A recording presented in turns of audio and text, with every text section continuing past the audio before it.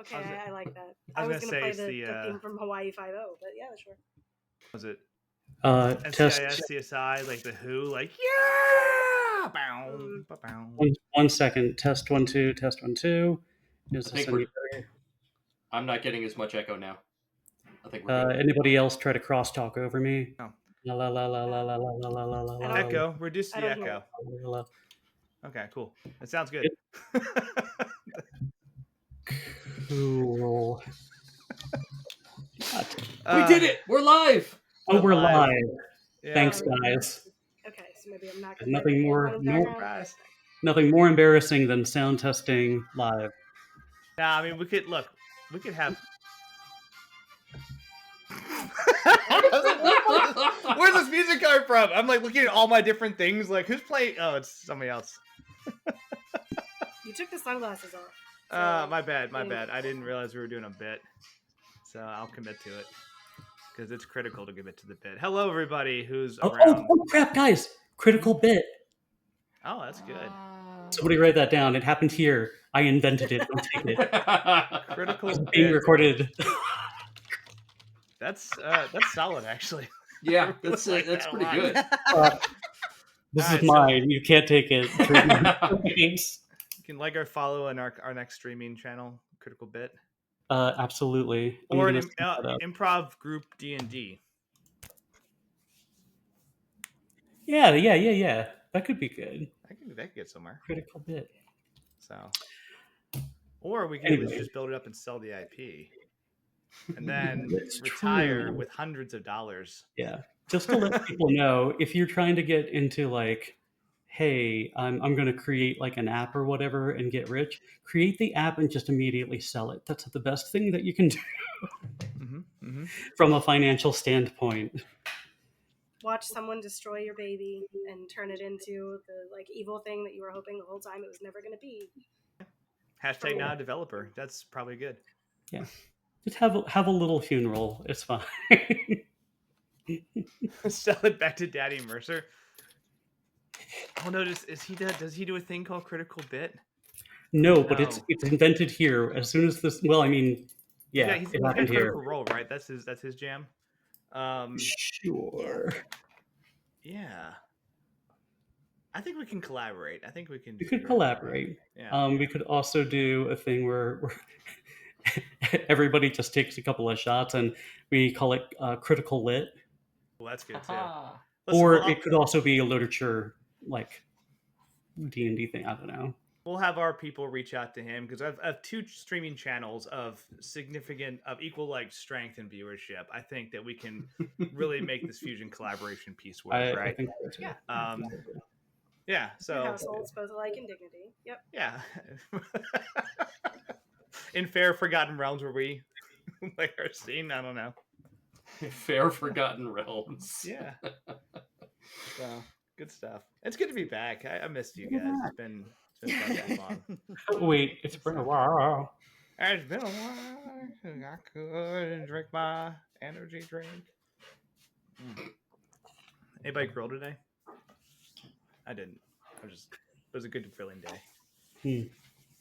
So, but yeah, if anybody's wondering about the sunglasses, there was a whole bit about my Hawaiian shirt, and here we are. So you gotta get into it. So, the shirt was not the focus of the bit.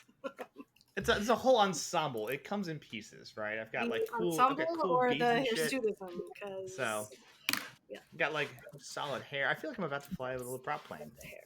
You know.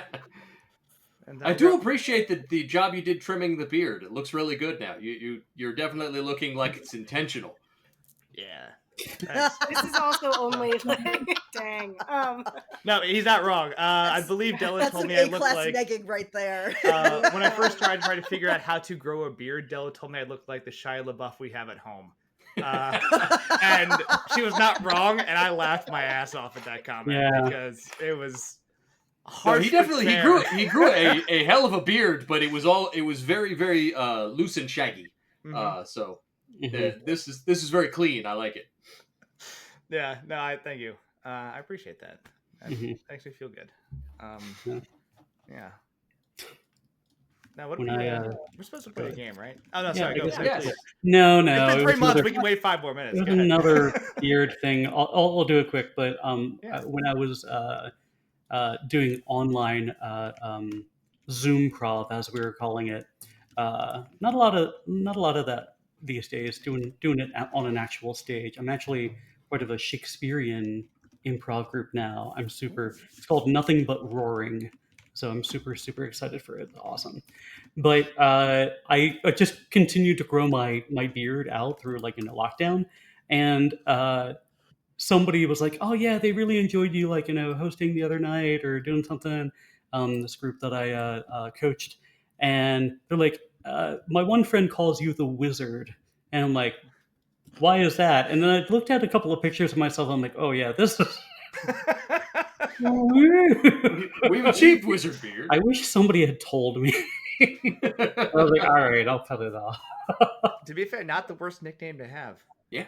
True, that's true. You know, someone's like, "Oh, we're I here think to see there's the a wizard." place Like, where you get that, like, do I say something, or is it something that they've done on purpose, and like it might not be my choice for them, but like this was definitely what they were going for, and you have that like, am I going to be the asshole that's like, hey, have you thought about cutting your beard? When they're like, excuse me, this took me, like this is kind of my aesthetic. And worked you're really like, hard on this. Yeah. Yep. It seemed like the friend of the friend enjoyed it. He was like, "Oh, who is that again? The wizard? The one who looks like a wizard?" Like, I work with teenagers, and there's times when I really want to be like, honey, did you mean to do that with your eyeliner? And then you're like, but am I going to be the shithead that said, honey, did you mean to do that with your eyeliner? And yeah. This might be the first time she's ever done that, and she spent 3 hours on that eyeliner, Or like, and we now were she's going crying. for that because I don't know what the the thing that they do where they stick their lashes together and shit. I think that looks terrible, but like that was the plan. I don't know. The I know style. that's like one of the, like there's a bunch of like trends that I have realized I'm just too old for fashion, I guess now. But like that's definitely like some of those makeup trends. That's definitely one of the ones that I'm just like, but why? Like there's some like feathered brownness out there that I'm like, I don't know if that was what you were going for, ma'am. Like I don't. But My nephew is 16. He just turned 16 last week now, which is crazy. And he has been growing his first beard, and most of it is down here. And so I was trying to explain to him, I was like, you know what? Good on the facial hair, man. It looks good. 2 fingers above the Adam's apple. Just trim a line. It makes it look like you're growing this on purpose and not you're homeless. You know what? I appreciate an honest uncle. So that's my goal. Good life advice. Frosted tips. Someone. You know what? I'm not gonna lie. I think frosted tips are actually. I want to. I think they were solid. They were a solid choice. Good aesthetic. You know, contained in the microcosm of time they were in. Like I would not do them now, but at the time, like this. 2000. Yeah. Like that also might be like my dumb brain just looking back and going, that looked like a good choice. And now I haven't like reviewed that, but I didn't hate them. It was not the worst fashion aesthetic. It wasn't okay. If that's the metric, yes, they were not sound the bit worst. where it's like, girl, I'm not gonna do it. I'm just thinking about it. I'm not gonna do it, girl. Yes. I did it. And like next time we have game, Andy's gonna have frosted tips. Ooh, hell yeah! I get it's the differential that was really the problem, right? Like people with like dark brown hair. Also, because like you bleach it, and like I don't know about y'all, but like my hair does not bleach to blonde without like many months of intervention to have this happen. Like you can't like highlighter yellow and dark brown don't look good together. Like that is not a no. I did bleach tips, and yeah, it was absolutely dark red, and then very suddenly bleached yellow, and it looked great in 2001. I hope none of you remember this, but I tried to do like the rogue hair in freshman year of high school. And like holy shit, was that a terrible idea? Because like it bleached to like a highlighter orange kind of a thing. Because beautiful. Once again, blonde does not happen without like some sort of divine intervention piece. It was awful, by the way. I think you know what I'll say this on this recording. Like I hope sincerely that you're like I don't remember that. Because yeah, I have photos somewhere. Also, I got in so much trouble. I'll say this on this recorded medium that will probably never come back to haunt me, which is assuming I'm able to do anything for Extra Life. might make my like I don't know $1,000 incentive frosted tips. That could be funny. Well, I get 2,500. During the 24-hour stream, if at any point you top 1,000, you have to stop streaming, bleach your tips, and then come back on. Oh, even better. when I is the will. stream for I will this? ask The Heather 24 hour kindly this to year? help me bleach my tips while I am gaming. While sitting there, while 'cause I gaming. might be able to yes. actually help. I was gonna say Heather's the one that really needs to be on board for this as well, because Fair. we all know Heather's the only way it's gonna actually turn into frosted tips, and Mm. not just you disappear in the bathroom for a while and you come back and look like mottled, sort of sad, like, Blonde in a bottle. Let's mother go. distortion. I just learned of a term last night when I was doing an improv show. Right before we were just meeting a bunch of like new improvisers, doing a show together, and they were like, "Oh, by the way," and I was like, "Oh, you stream? Do you stream like what do you stream?" And they were like, "Oh, I stream like video games. I'm not particularly good at like Elden Ring, and I'm not particularly good at like Bloodborne, but I do play." And they went on to describe this. It seemed like a Minecraft kind of thing where you have to do little tiny jobs in order to get to like a big job, but you can play it cooperatively. Did you discover Roblox? Is that what we're doing right now? I don't know, but like if Like, the the other children person play that, Joe. if the other person is playing with you and you reach like the next thing is gated because the other person isn't quite up to your level, they have to make a boat or something like that. It's called BKing. If you're trying to like match the other person and get up to their level or make all the objects you need to in order to get past the gated thing, because I think at one point somebody was like, "Cool, while you do that, I'm going to quickly go to Burger King and get a thing," and then they came back and the person was still hard at work. So I learned a new youth term called BKing, but we can also call it frosting your tips. So. Okay. Yes. It makes sense, right? Okay. I actually love that. Yeah. Oh man, I recall there was a point we had a tradition at one point where we'd actually do board game night at a friend's house, and we'd play until it was about 5 a.m. That was the whole point. We'd come over like late in the evening on like a Friday or Saturday night. We'd start playing at like 9 or 10 p.m. We just play games all night long, and we play strategy games and this other stuff. Like we play whatever, and inevitably, if people would start fighting over games like Access and Allies or Risk or like whatever the hell, it doesn't. Eventually, just get to the point where people are just fighting because they're grumpy. It's 4 a.m. But all would be solved when I we know would exactly how this went in my brain right now. we would then do our 5 a.m. BK run, and we would actually go to Burger King, get breakfast, and like hug it out after we just like fought over. Like, you're a fucking cheater. I hate you. Like, good old board game tension times. So I guess, are we sponsored now? That is in what's fact happening? We use Double T Diner for that. Oh, I missed that place. That was where it was at. I think we had Waffle House in college. You can check on Della and Will about that. I was gonna say College Park Diner is the thing. Waffle House is where it at. Like, you want some good food and you're not scared, like Waffle House is where. That's it. Mm-hmm. If you're a coward, you can go to Denny's. Yeah. But if you're not a fight, go to Waffle House. And have a good the time. like terrible frozen cockles of my heart to have like the waitress at Waffle House call me like hun or sugar. So you know what? It's delightful. Yeah. Waffle House is the only is thing keeping me going some of these days, right? It's like, real talk. It's there for you when you need it. Yeah. Even in like insane national hazards, they're still open. But that's a whole nother story. Wahoo. I've never heard it referred to or abbreviated as Wahoo. Wahoo. Wahoo is the startup that got bought out by Yahoo. So that would be a good knuckle tat.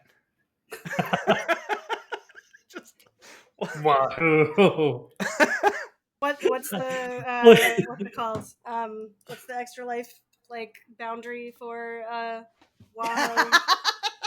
Little tiny bottle of the syrup with the cap, and then a little waffle, or like an egg and a strip of bacon. Like, syrup, HOWA, waffle, bacon. Yeah.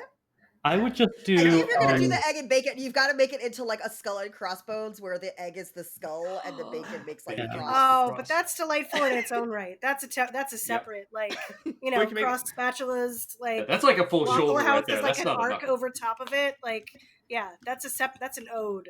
Yes. I think I would just do classic, just Wahoo and then dead. Ooh. No, That's good. I didn't. Also, there's a Waffle not House museum commensurate. apparently. Sorry, or thug. I'm Not sorry. I related. was gonna say Not Waho, related. and then how do we put like open till 3 a.m. on Knuckles? How's that? I think you have to do it on the knuckles and also your fingernail.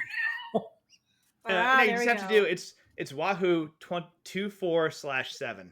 Would be, There it is. so this is a slight actual possibility for I have a friend of a friend who does like the hand constructed like acrylics that are like crazy, and I'm betting we could get some like waffles, eggs and bakey like Waho, and I feel like Andy wearing those for a day has to be some sort of tier on Extra Life, right? Like I'll pay for the nail part creation, but That Yeah. seems fair. Bet. Let's go. So I will gladly perform shenanigans for charity. I need this I is need to check with you to see what your lifetime raising for Extra Life is, because I believe for the $10,000 lifetime challenge coin, I'm currently somewhere around 9,700. So I'm ooh. really got my fingers crossed that I'm going to cross it, and I'll race you if you're close. I feel like you've got me by just time invested. That's like 7 years, yeah, probably. But I don't even I need would to like to raise think money out- for me this time around, right? Like I am contributing to these things. Like I'm sorry, eggs and cross bacons. Like, I think optimistically I'm in like the $5,000 range. Okay. That sounds. I'll say that confidently. eggs and cross bacons. Yeah. Think of like a rising waffle over hills. Like there's so many ways we could go with this. I'm just thinking pancake smiley face, like just the old Jolly school, Waffle. like, Yes. the Jolly Yeah, but Waffle. that's Oh, That's an IHOP. on a pirate flag. Yeah. Yes. No, the they're smiley flying the face Jolly pancake Waffle. is too IHOPy. No. Or I'm Denny's, gonna whichever have to- one. So we're taking Are Neverwinter. we currently making plans to open our own breakfast pirate themed restaurant? The Jolly Restaurant or Waffle. tattoo parlor? Is or that both? what's happening here? It could be both. You can have it just subdivided. Listen, I we've was already gonna say, I've got established one that of we those have a plug-in close. griddle. We can get that shit going. We've established that we have a close personal relationship with Matt Mercer, allegedly. So we're just going to call up Household, Brendan but- Lee Mulligan, who we also have a close personal relationship, allegedly, and tell him that he should Of add course. pirates to. Oh no, the Yeah, eggs in a basket, calling them one-eyed pirates. That is just solid. That's good dadding right there. That's good, right? And then you just add it to Crown of Candy for season 3, where they have to deal with the pirates. Well, that's not Matt Mercer. Well, no, it's Brendan Lee Mulligan, but Matt Mercer ran the you're right. prequel. Correct. Because Yes. we talked about this at length. These are all lies, Wait, by the way. I'm I'm being sorry, sarcastic, but I have to be clear. I don't know these people, so I cannot actually say anything that we've done. But Andy, we live in hope. The word is yet. I don't know these people yet. I know them in Minecraft. You're sure it's not Roblox? Because I'm pretty sure that's what Joe was describing. What is that? How What? do you not know Roblox? Are you saying Oh my God. roadblocks, like the things No, that stop Roblox. traffic? ROBLOX. It's Thank a you. Minecraft knockoff. But that is like microtransaction, I don't- like heavy, but it Yeah. is very popular. Like With it the went kids. public about a year ago, maybe a year and a half ago. Yeah. Like Roblox, no joke. But it is all about like getting the stuff together to craft different things. But like it could be anything from like crafting like a boat to crafting like your version of a Porsche in Roblox. Like it's Huh. It's where you end do up not start becoming. playing Roblox. But like I'm pretty sure that's what he was referencing. Or your Yes, I'm pretty new sure and that's proper it too. Yes. Fascinating. Sorry, this is one of the instances in which like working with the children is helpful here. Like that's what it is. Yeah, I've never heard of that, so I learned something new tonight. I only know about it because H Bomber Guy did an entire video about the Roblox oof sound and like the controversy about it. The what? Okay then. That's deeper than I've ever It- cut, so enjoy. There was a whole thing about ownership of this sound effect that got used in the game, and the person who claims ownership of it when it eventually got tracked down was trying to argue that they should get like Paid? $100,000 for Oh. it. $1,000. Well, is it a one-time Right. pay or yeah? That sounds reasonable. I mean, Unless you take it to It court and wasn't. spend more It than that. wasn't. Yeah, right. I mean, just that I still, as a voice guy, the most famous voice snippet in history is still, everybody knows it, Wilhelm Scream. Wilhelm Scream, named after the character in the movie that used it, because nobody knows who the fucking actor was. Used in thousands of films, and still no one knows who it was, so he never got paid for that. Yeah, So once you hear it, get you know it yours. forever.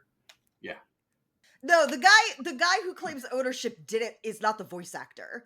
He just ran the company that supposedly happened to own the copyright to Oh, it. that's so much Oh, worse. that's so much Added worse. to some Oh no, damn that man generic, to hell then. No. No. like That turned on a basically the dime. stock Yeah, version. just in an instant. I thought we were talking like, about the guy who sound said effects. Sorry, excuse me, workers' rights. No. Like Oh, when no, the no, revolution fuck 'em. comes, No, we will not the spare guy you. the guy who Um, wanted the payoff, by the way, is Tommy Tallarico, who Great name. apparently is like Yeah, God, that's known like a in gaming circles as comic being book like a liar meteorologist. and a kind of shitty guy. So Oh.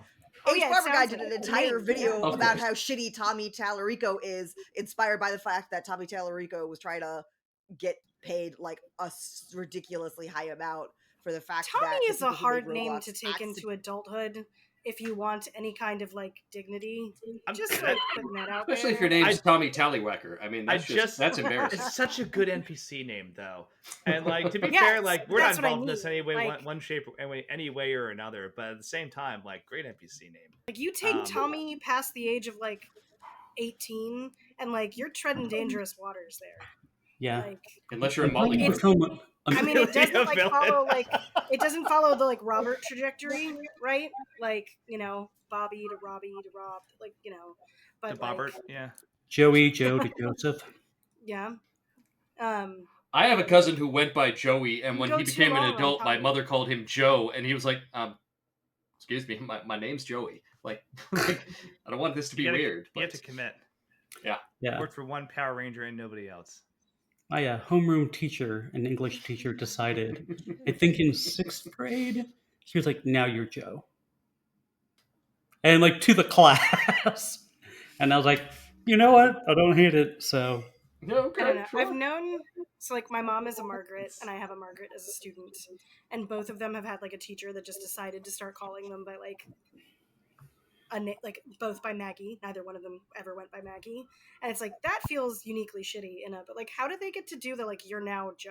Like fuck no. Like just for that I'm going by like Josephine. Screw you. Like no. I mean, counterpoint though, it could have been Jehoshaphat is now my name. Enjoy. it could have been a Jehoshaphat. defining moment. It could have been a Joe up, if you will. That's a stretch, but you know what? it happened, I- happened here, and now Andy owns it. No one can own it. I feel like your villain arc could have been unlocked on that day, Joe. Me? And- Maybe Yeah. like becoming Joseph, you mean? Or No, like like this is a like I refuse to be Joe because you decided to pick it for me. Yeah. So now I'm going to become I the don't like, know. Every Dr. time she calls you Jekyll Joe, the eye just or the twitches. Mr. Hyde rather. Of, Could have been I Giuseppe. don't know. I had a Is that still I had an, I don't know. I had an opportunity to change my name again once I moved like to Philadelphia, where I like knew no one, and I was like, well, maybe now is when I become like Joseph, like legit Joseph, and then everybody just started calling me Joe Gates by my full name. yeah, you are And one of the it people that you have to flows. say both. It's a thing. Yeah. Yeah, it flows, and I'm like, man, that's a hard stage name not to have. I'm just I'm just gonna go by that for now. And plus, That's how Also, we got Chris yeah. Irish like Yeah. 15 years Yeah. ago. Yeah, yeah. Yeah, Chris Irish. it flows. Mhm. They'll try to call me Julian Ass refuse to let that happen. Squeaks. That's fair. Yeah, So yeah, we have a battle to play. we do. So Yes. hey, we're actually here to run a D&D game, allegedly. Who's running this thing? Oh, it's me. Right. Hey, we're No. fundraising for Doctors That Without cat's Borders. great expression of oh god, what's going on? Speaking of charities and stuff that we fundraise for and work with. Doctors Without Borders, we're $1,500 into a $2,000 goal. So we're 75% of the way there, which means we're halfway to 100%. So with a 60% donation, with your 100% effort, we can actually reach our $2,000 goal for a 100% completion rate. American dollars this time. Yes, American dollars. Real, God, honest money. I don't know. Money's all made up anyway. But cold hard American cash. No? I was just thinking, like, could you put dollar bills in the freezer, and then how would that anyway? And then come out and throw it on the table. Thwack! Cold hard cash. Where does the expression come from? Cold hard cash. Anyway, Well, okay, moving so on. when people say like cash money, I look so blankly because my mind struggles to grasp it. I'm like, as opposed to like diamond money, Cash or money dollars, baby. gold money. Yeah, well, yeah. No, it means So physical I wonder, money. Cash money is means cold physical hard money. cash like a reference to like depending on how Coins. old that is? Like yeah, like or like As opposed to letters of credit pound- or checks. Oh, You or know the what? silver standard. That's fair. yeah, that's what I meant. Like back to like. Excuse me, the banker has logged on. Give me a minute here. Let's. Well, do you have any idea how long it was before we stopped using like bits and pounds sterling? It was a long time. It was a long Yes, time. I do. Like a long. Can- Yeah. I've can been we watching have a lot of Archer recently, and just said pound sterling, and I can't not do that. Oh my god. I'm just Can we have a emote gonna- for banker alert? Banker alert. It's just Chris Irish's head for the fun. Yes. We can have anything we want. We just have to build it. No, I see. But yeah, so we're raising money for Doctors Without Borders. With that said, we have this whole episode 30, by the way, of Veil Breakers is what we're on, which we've done 30 episodes of this. That's crazy. Wow. I'm pretty sure we've missed just as many, but we've done 30 in our tenure, and I'm pretty happy about that. So we have a scenario where we have our Neverwinter Knights. They've managed to kind of fight their way out of the Undying Realms. Sorry, out of the Shadowfell and back into the relative safety in the Undying Realms, and have kind of, well, learned a lot about each other, themselves, and some of their new travel companions, i.e. Gray, and are now trying to figure out the best way to solve a problem that's been plaguing them since literally session 1, which is what to do with this insane Lich Zengi who has possessed the body of their friend's fiance, Suri, and has basically just taken over Neverwinter instead of, a happy wedding ceremony actually occurring like what was supposed to go down. But he's taking over Neverwinter. He's cast like a Gias or something over the city. People there seem to think that everything is fine, except for those lucky few who managed to resist or on the outskirts of it and run away with reports of demonic and undead entities like roaming the city and otherwise just controlling the lives of all these people who are trapped in an illusion. Man, it's all bad. But you've had a series of allies along the way that you've helped and saved, and actually, to the best of my notes and records, you've saved every single named NPC we've come across, which means the list of people that can help you is very long. The real loot is the friends we made along the way. Yeah, real talk. Right? And so now you have the ability to ask for their help, as they promised they would deliver upon the finale. Well, this is it. You've managed to collect the items that Dusty and Sunshine have recommended you get. You have all your allies, and now you have to figure out how to get into Neverdeep, find Zengi, stop this fight once and for all, and if you trust Gray, potentially, I don't know, tinker with or reverse or destroy the infernal machine that Zengi is trying to. Yeah, just had fucking fun. grip it and rip it, baby. Slop that down, I dude. can't hear it. Shit, yeah, dude. Crack one for the big boy. Thank you for the donation. I have been deafened by the McElroy Oh brothers. man. Thank you. Thank you. It's the cost of doing business, I guess. No, thank you very much. Change that initiative or the advantage tracker as well to Oh, yeah. 5. We used a bunch of those last time. You did. You had I think 11, and then you had 4. Yeah, so It's impossible to know how many we used, but it was a lot. It was a hell of a fight, that's for sure. But hello again. Oh well, no, I appreciate you throwing some cold hard cyber cash at us before you ran away. Yeah, that might best work. Electric currency. Oh, electric! I like electric I posted currency. a thing about this because I found it yes. Digital dollars, the double D. The American Didgeridoo. Damn it! I heard it as soon as I said it. Didgeridoo. has Sit still. And I'm just happy that that's a thing.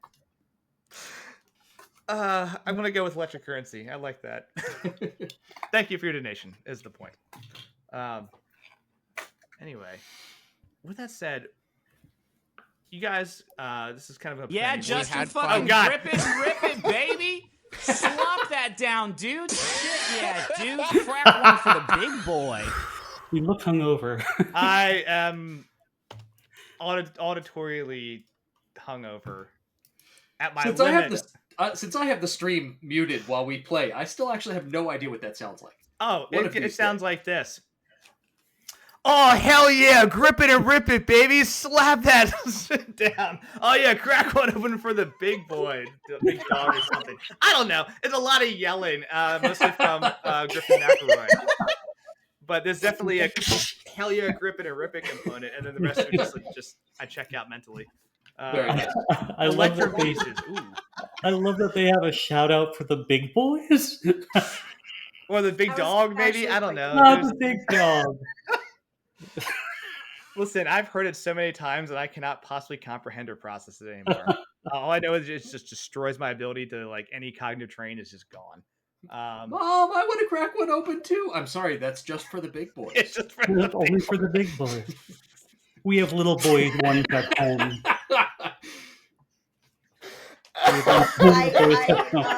I'm sorry. We also have ones for the little dogs at home. I was informed that the way that whole bit started with the McElroys was when they first started and were like recording it as a podcast. The one brother would get really pissed off at his other brother who had a habit of like opening cans while recording.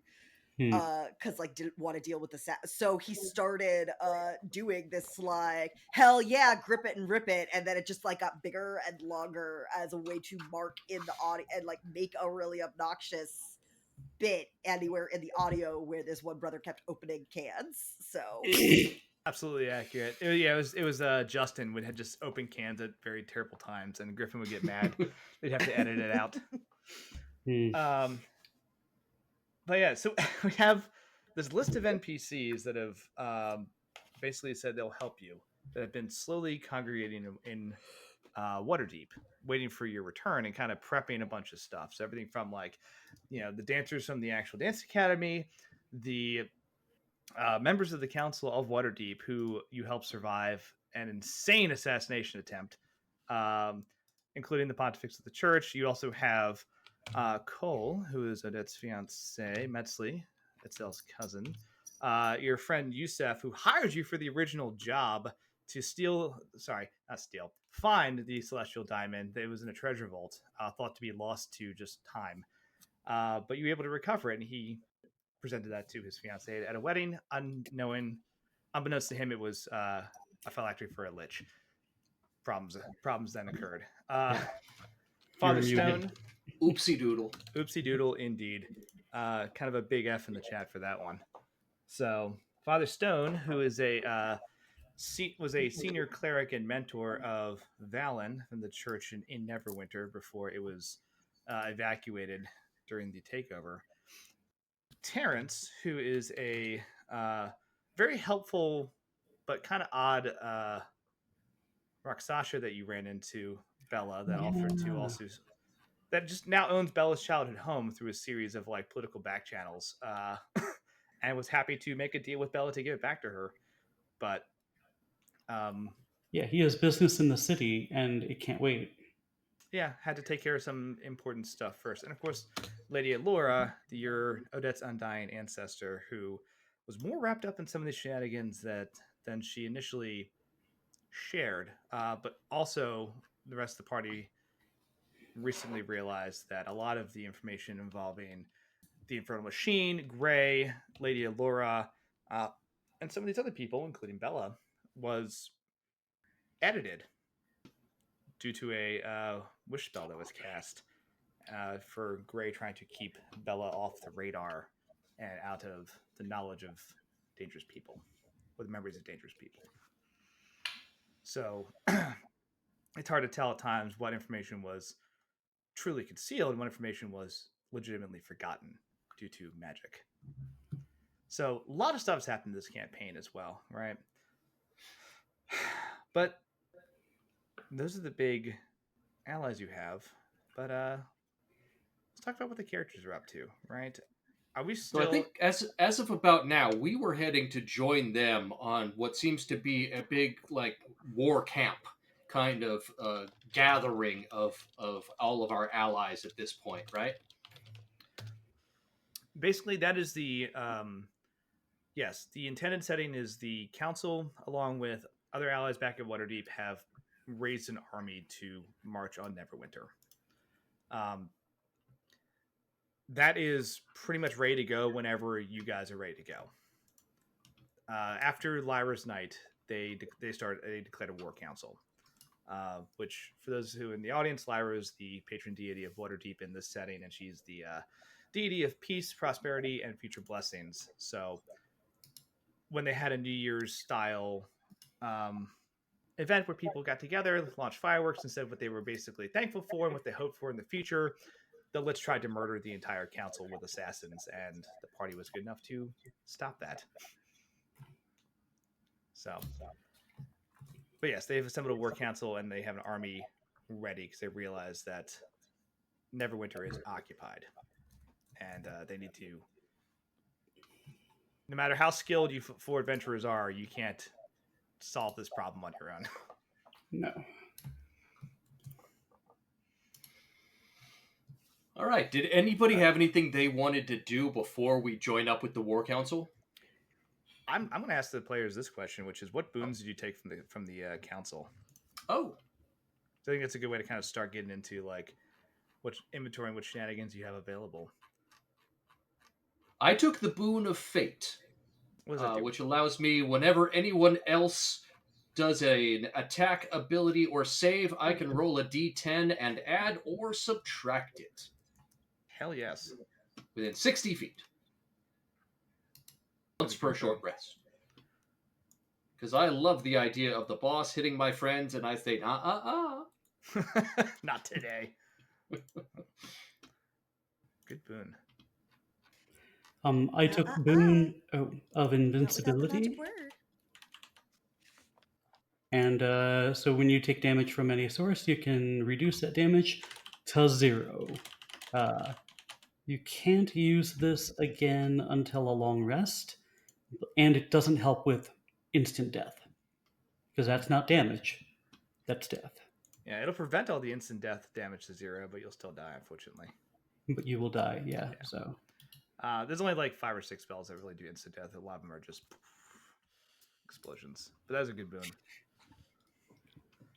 Okay, what about Bella? What'd you take?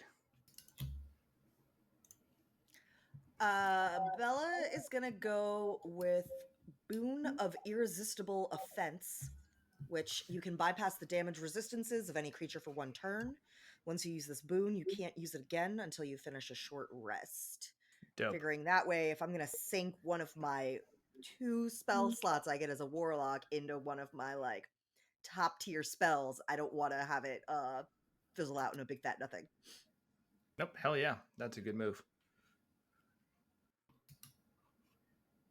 oh yeah. What about Itzel? Hell yeah. So I'm having a moment of, it's either going to be Boon of Recovery, because I get hit a lot, and I feel like that's just smart, or Quick Casting, and I'm thinking I'm going to make Moonbeam because, yes. Okay, you're still kind of on the fence on For which one you want to go for the for, Radiant nonsense. Yeah. we have used Moonbeam a lot. I have. It's been useful. And it's like anything from 1st to 3rd can be, and Moonbeam is a 2nd level at its smallest. So, yeah. guiding bolt is also a theoretic, like is tempting. But yeah, it'll be yes. I'm still deciding. Okay. I'm not going to do spell mastery because as much as we have like, I kept thinking I was going to find a way to get around like a utility thing, but we have a lot of stuff covered now between like those of us that cast. So yeah, You have so many abilities. It's silly. And I feel like crossover is not bad because we might not. Heaven forbid if we split up. We're not splitting up, Andy. Stop trying to make us split up. You did it once, and it was actually incredibly successful. True. Stop trying to make us do it.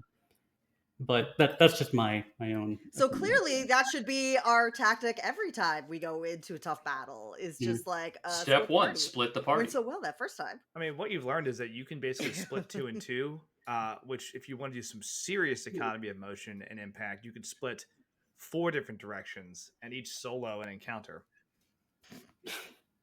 Yeah, That seems legit. Sounds great. I think it'll work. 100% success That's rate just so far. efficient. Yeah. Yeah.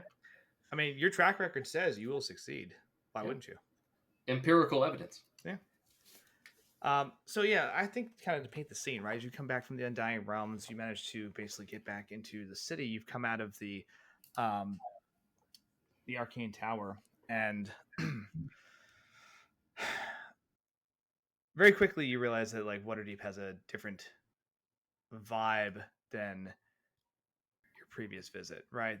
The pinks and oranges and blues from the Lyra's banners are all gone, right?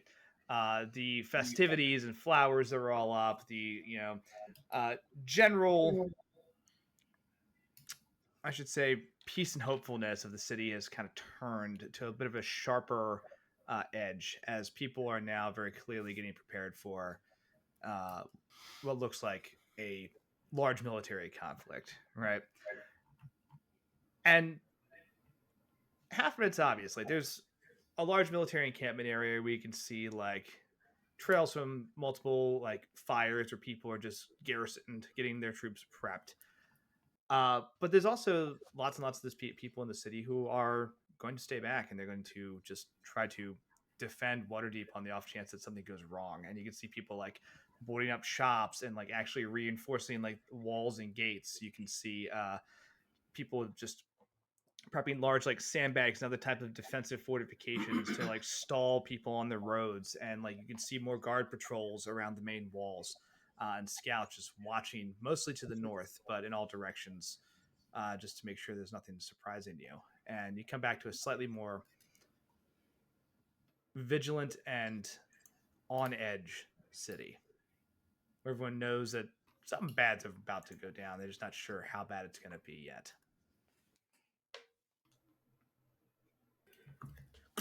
You teleport back. I think Odette is walking with everybody, and she is, she's still troubled and looking at this music box that General Kazu Nazalana is the her own mentor, is kind of like still stuck in there, and having learned that the life force in there that was soul trapped into it is tied to Chantel's life force, and only she can release the curse on it, or whatever happens to the general's soul. Probably end up going to whatever fiendish realm that belongs to Chantel's patron. Yeah, Devil? Lord Mammon. Memon. Yeah. So Odette kind of look out loud to everybody, says, I know we have some more pressing matters, but I am wondering how to deal with Chantel, if there is any way to convince her to release the general's soul. I know that is the last thing we need, or the last thing we want to do. Or it seems small on the list. See, when you started talking, when you said how to deal with Chantel, I thought that was going to go in a very different direction. Well, wouldn't it be so simple to just take her life? She has taken so much. She almost took everybody from the academy if it weren't for all of the fine, handsome, and beautiful folk around me. And she kind of like winks at everybody.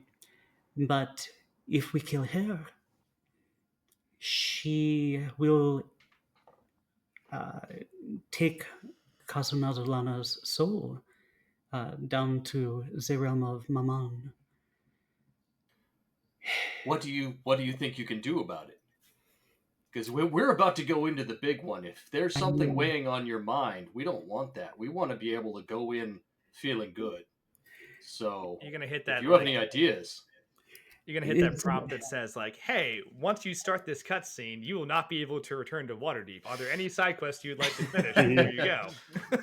I'm leaving. Are you sure? Are you sure? You will not return until after the finale. Now let's just go to chapter 3. It's fine.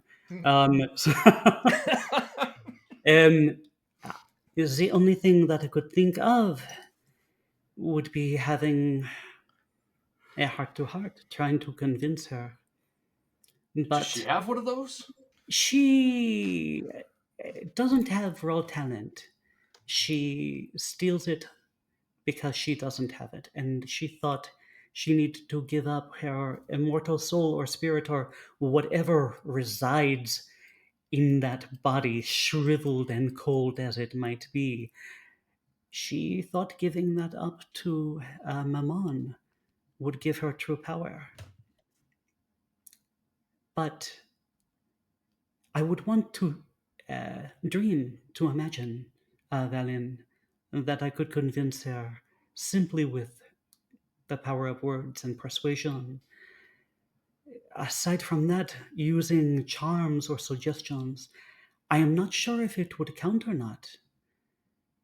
It would certainly not endanger her. It would not endanger Kazuna Zolana. So, by the rules of this particular sorcery, it would probably work.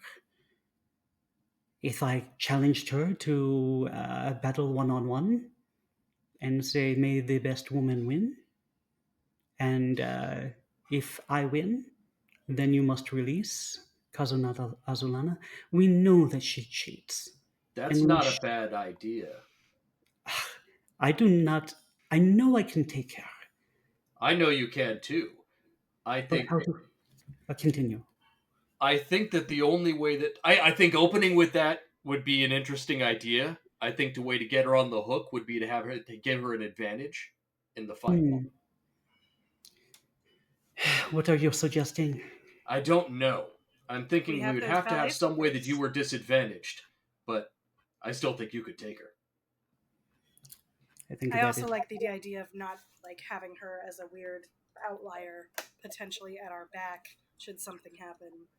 She has done it twice, and this is true. And twice she has tried to frustrate our efforts. If it were up to me, I would say let the audience decide. Ooh. But she's looking at like a bunch of bakers put sandbags and like board up their like windows of a patisserie, and she's like, I do not know if this is the right time or place for that. I do think an audience would sweeten the deal for her. There we go. That seems like an enticement for sure. We still have the dancing slippers, don't we? Yes. If you wanted to give her something that was a little bit of a, extra nugget of enticement. Well, don't get me wrong. I don't think you should do that. I think you should hit her in the shin first. As a reminder, you did kick her ass and take those slippers from her. I know. That's what I'm saying. Like, we want a thing that like seems like an advantage. Want your shit back? I think that meeting with Chantel is a great idea to get this clear of your mind. I think trying to appeal to her good nature is very much something you would do, Odette, and I love you for it, and you should try. And when it doesn't work, I think challenging her to a duel is a great second option. And I think that Itzel's point about an audience is if we were to say do it in front of the Council of Waterdeep. And if she beats you, she could have a boon from them. And if she loses, she has to give up the General's soul. How about if she beats you, she gets to like live out her days in semi-freedom? That's a boon. Let me out of jail. Your That's boon a boon. is your life. I have a feeling she has some tricks up her sleeve. Even if we do give Where her... are we going to get an orchestra at this short of notice? Oh, and do not worry, my family will take care of that. I mean, my father and mother will probably not want to participate. They would think it uncouth. I think your mother would judge you. I think Octavian, and what was your mother's name? Man, it's been so long. I have it right not here. Cassandra. Fred. Was it Cassandra? It might I have been. it written down. Very close. Very close. It is. I'm just going back right now. That's why we take notes. It's Alessandra. Very, very close. Yes, I think Alessandra would judge you, and Octavian would like secretly support that. Yes.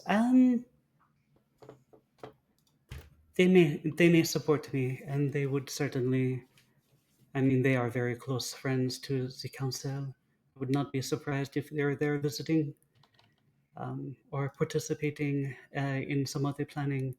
They are more than simple artists. I'm getting butterflies. Sorry. I think we're behind you on this.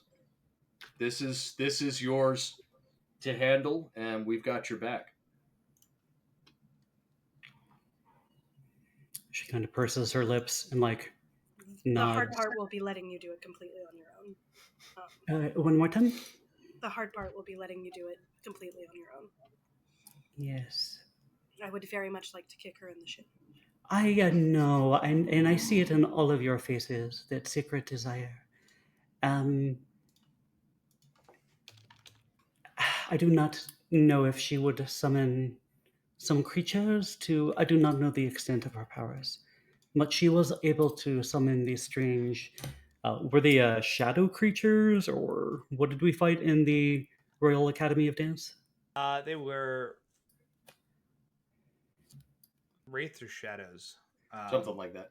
Undead, shadowy creatures that could sap life and energy. Right. As an avatar of Tempest, I would 100% enforce a fair fight. If she brings someone in, you're getting company on the field. If this is not a fight to the death, I will not let her kill you. That makes me feel a lot more confident, Valen. Thank you. Well, then, you and the council should arbitrate the rules, I think, in order to make it a fair fight. But we haven't talked to her yet. Maybe you can change her heart. That would be nice. Well, but we must... Escaping space where it used to be. What is the other... Valen, I am sure the battle and infiltrating Waterdeep has been on your mind. I have my own ideas, but they tend to be a little bit more sneaky. I would love to know your mind on this, as well as you, Itzel and Bella. Also, I'll throw this out there, just as it's been a minute. As you guys are talking about more planning, right? Things to think about.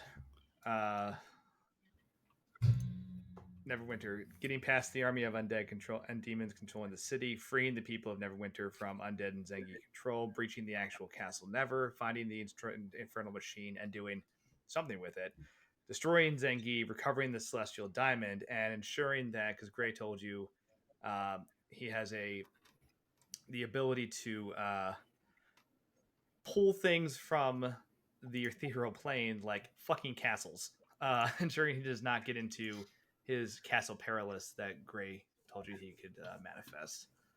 So, I have some ideas for the battlefield. I want to talk about them with the council because I want to make sure that they're feasible. So I want to ask some favors. But let's get And Chantel perhaps, finished first. Do we lose Joe? I can still hear him. You've there he is. You vanished. There you are. Am I back on? I'm back on. Great. Yes. It is up to you. I know that the Council of Waterdeep would want us to report, and honestly, we do not know where Chantel is being held. Oh, well, that'll slow us down anyway. Okay. We could start that. If we were going to offer a duel adjudicated by the council, talking to the council first to get their permission might not be a bad idea. Okay, you know. Indeed. And just so you all remember, there seemed to be eyes on us when the day before we left. I think, Bella, it was after you met with that person. I warned you that it was an act of front of some sort. At the casino. And the gangster. So there is still that. Did we? Can we do a know perception that was check? a representative of Ryan, or? There was a lot of hints to believe that was a representative from the Zentarum who was offering you some shady nonsense. It's been a minute out of game. In game, Bella, it was this individual basically saying, like, hey, we just happened to hear through the grapevine that, like, I don't know, Chantel got locked up, and if you want her to just, like, I don't know, have a different outcome, maybe we can make that work. But we wouldn't do that through any legal means. And everyone was like, I think we're good here, and kind of rolled out. But because a couple people had mentioned, like, maybe we should, like, kill Chantel, and somebody offered a kind of shady option. Yeah, I think we were definitely being followed by people from the mob, but it was not a bad thing. Nope. Ryan's doing her best to help you out through crime. All right, so then I think that meeting with the council might be our first objective. Yes. Cool. Who do you want to talk to in the council? I want to talk to all of them. I want to have everyone. No, I want to have a council meeting. Oh boy. All right, cool. That is very doable. What I'd actually like to do, just throwing this out there, I would like to have a war council with the Council of Waterdeep and each of the representatives of the various parties, like Father Stone and what's his name, whose wife got taken, Yosef, and anybody else who might have a faction involved in this. Oh boy, it's a lot of NPCs. Okay. Yes. So yeah, we're holding our own war council. Yep, everybody's divided. Very easily, since you've already established, like, when you return, people at the Arcane Tower of Waterdeep, they recognize you, right? You know, you'd spent some time working with Mortimer, the Archmage there, and he kind of Morty the Tortoise. Yes, gives you a very polite greeting as you're getting settled, and then when you kind of say, "Hey, I think we should try to meet it with everybody," he offers to kind of facilitate, like, sending out the invitations to get people where you want them to be. So the question is, where do you want to meet with them? You have space, like, at the actual council building. You have space at the Arcane Tower. You have space at Yusef's Manor. You could pick another location. I think Yusef's Manor might be a good neutral location. Okay. Since we already know that the council room is not as secure as we would like it to be.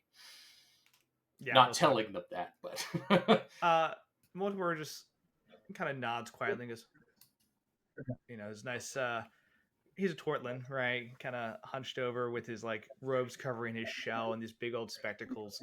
And he says, "Of course, I'm happy that you're all back, and I will send those invitations out post haste." And he waves a hand, and you see a bunch of small letters kind of quickly write themselves, fold up, and then are given to little wisps of wind that disappear into various directions throughout the city. It says, everyone should convene within the hour. Oh, wow, those invitations were zooming.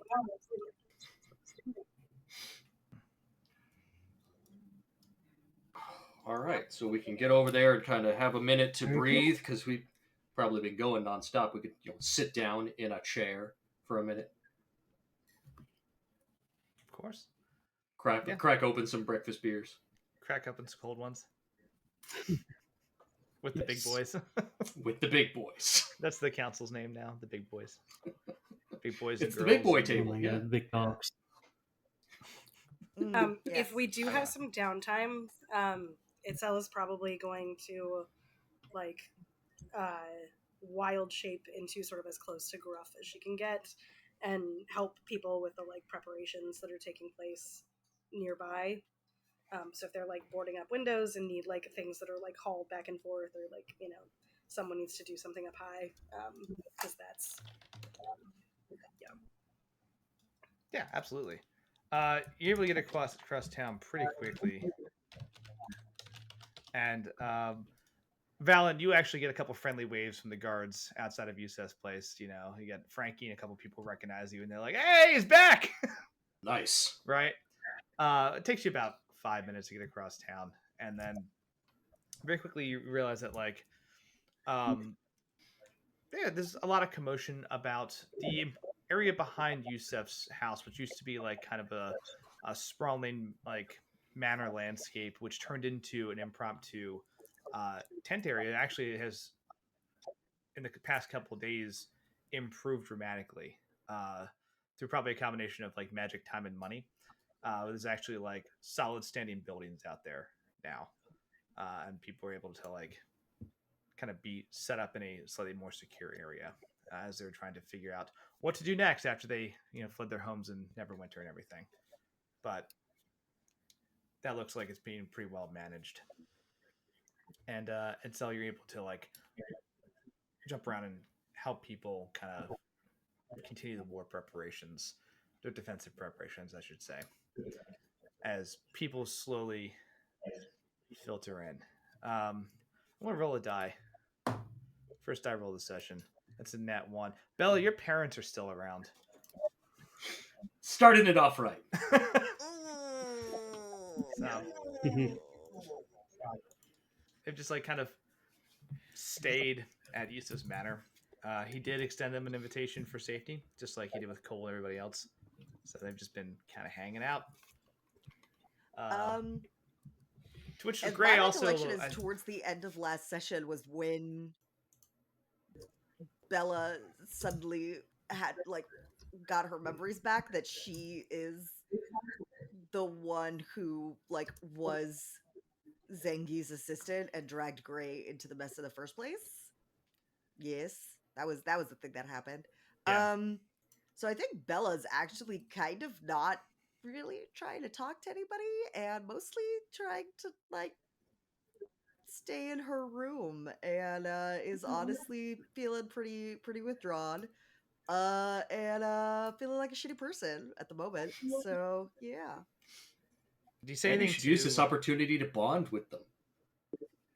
That's true. Do you say anything to Gray as you all kind of like file in? They're still not actually my parents, though. Have they met They're Gray? people with like their son? No, it's not their son.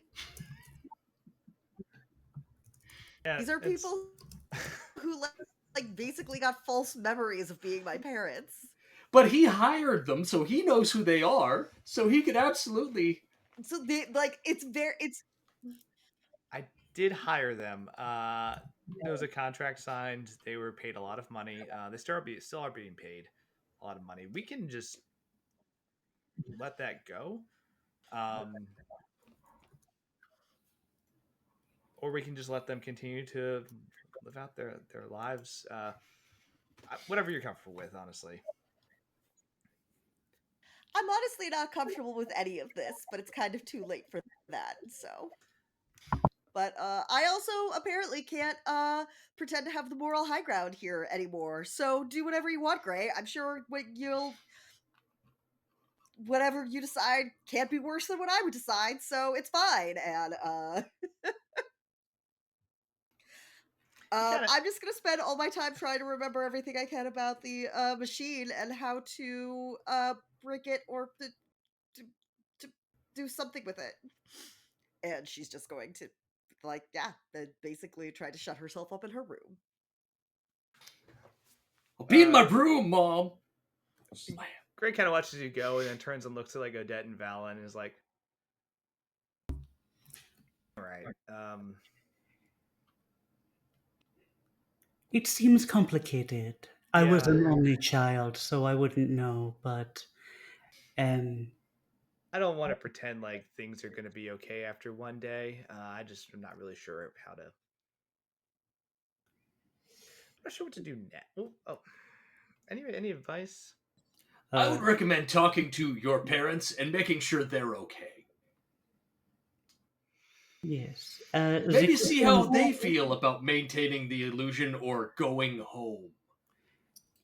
Yes, and just to clarify, their memories were not modified, correct? Right? I mean, not permanently.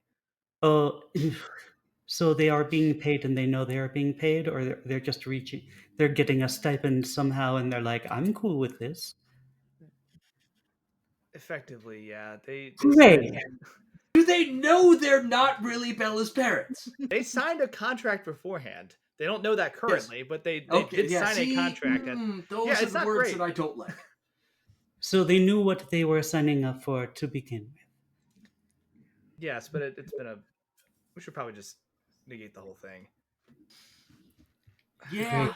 Get yourself I'm so a beer. glad that Itzel's not here for this conversation. Yeah, yeah, you should go sort that out. You should grab a beer and go do this. I appreciate that. I'm trying to kind of just reorient perspective. Over the course of about a millennia, things get weird in terms of like what makes sense as like a good and well sensible action, I guess. I'm gonna grab a beer and sort this. Let me do that. So one thing that Valen is doing is that he is trying to prepare drinks and food for this big gathering of people that's coming in. Because to him, half of this is celebrating we're all fucking here. We made it. All of these people, we're ready to do this. We're going to town. This is it. Celebration. And also we're going to meet and talk business. Hell yeah. Do you want to... I can't remember. Do you have like a hero's feast or... I swear you have some sort of cool ass like I'm going to make food ability. I don't think so. Did you give it to him? You can brew things. I will absolutely say I have a hero's feast ring if you want to say that, but it's ringing a distant bell. Did you give him? Wow, catering. Sorry.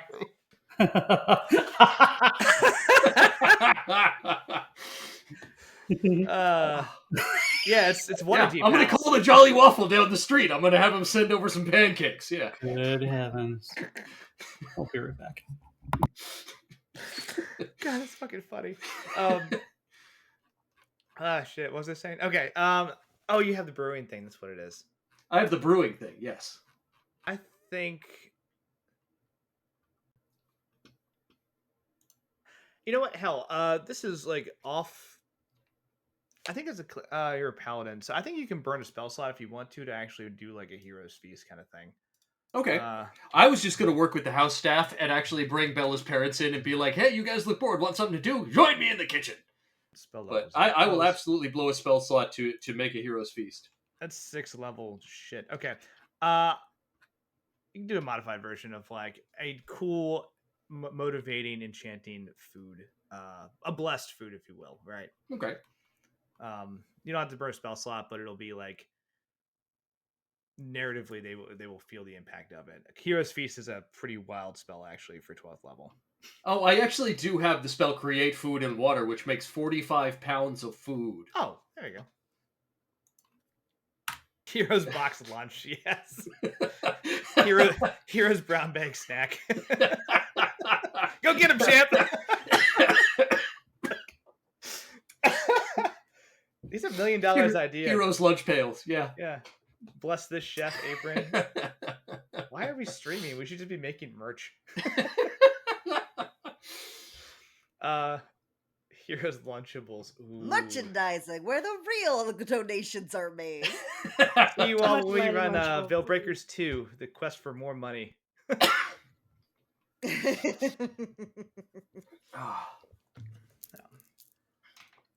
yeah, I'm down with that. Okay. Alan would never put lead in his food, so Lunchables don't count. Let's think. Go ahead, give me a. Oof. I don't even know what role that would be. I pitch whatever skill role you want for making this food. Constitution. Probably going to go with performance. I'll take it. Because this is absolutely preparation work in his mind. That's not bad, actually. I was just thinking 18. Okay, yeah. I think part of the performance is like not just making the food in a cool way, but like you nail the arrangement, right? And you literally just plate everything so that it looks great, and that's a huge part of it, right? You eat with your eyes first. Mm-hmm. It's for the gram.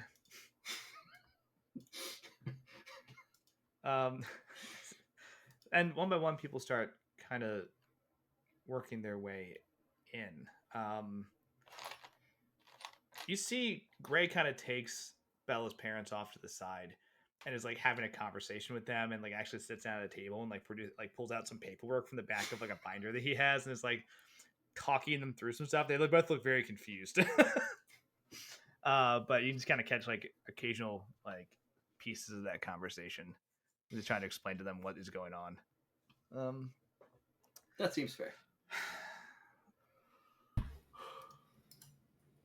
What? See, Itzel's outside helping. Oh, I'm hearing crazy echo. Yep. Sorry. There we go. So Itzel's outside helping people. Valen is cooking up a storm at. Yeah. Hell yeah, grip it and rip it. Bella has said it's not a phase and is in her room. What's Odette doing during all this? Odette. 100%. All of a sudden, you have one streak of color in your hair now. Yeah, exactly. She uses prestidigitation to like give herself like the emo like comb over hair. Yes. Incredible. What is Odette doing during all this? I think Odette finds like a messenger or urchin or somebody like that and says, little boy, what day is it now? She says, oh, it's War Eve. Good sir. Oh, good, I didn't miss it. Ma'am, ma'am, please. That's right. But, she writes a quick note to her for her mother and father, Calisandra and Octavian, as well as a separate letter for Cole, letting all three of them know in two different letters that she has returned to Yosef's estate. And just kind of sends those off. And I was going to say, when I said I wanted, everybody who has a stake in this, I was going to ask you, who and how many of the dancers would you want to come, as well as Cole and your parents, if you would invite them to this? That is troublesome. They have, against their wishes, been involved in this from the very start. I would say that in my heart of hearts, I wish to protect them, and I wish them to be out of it. But I know that I cannot control them, director or not. So, yes, let's send out a message to them as well. They've earned it. I imagine they're probably staying with, like, Odette's parents anyway. I think that's where I sent to them. Either that or here. Yeah, we're here in this place. Yeah, They're like, what are you talking they're about? upstairs. Oh no, we definitely sent them back to Yusef's. Yeah. They're just all leaning over the stair rail, like, are they going to invite the dancers?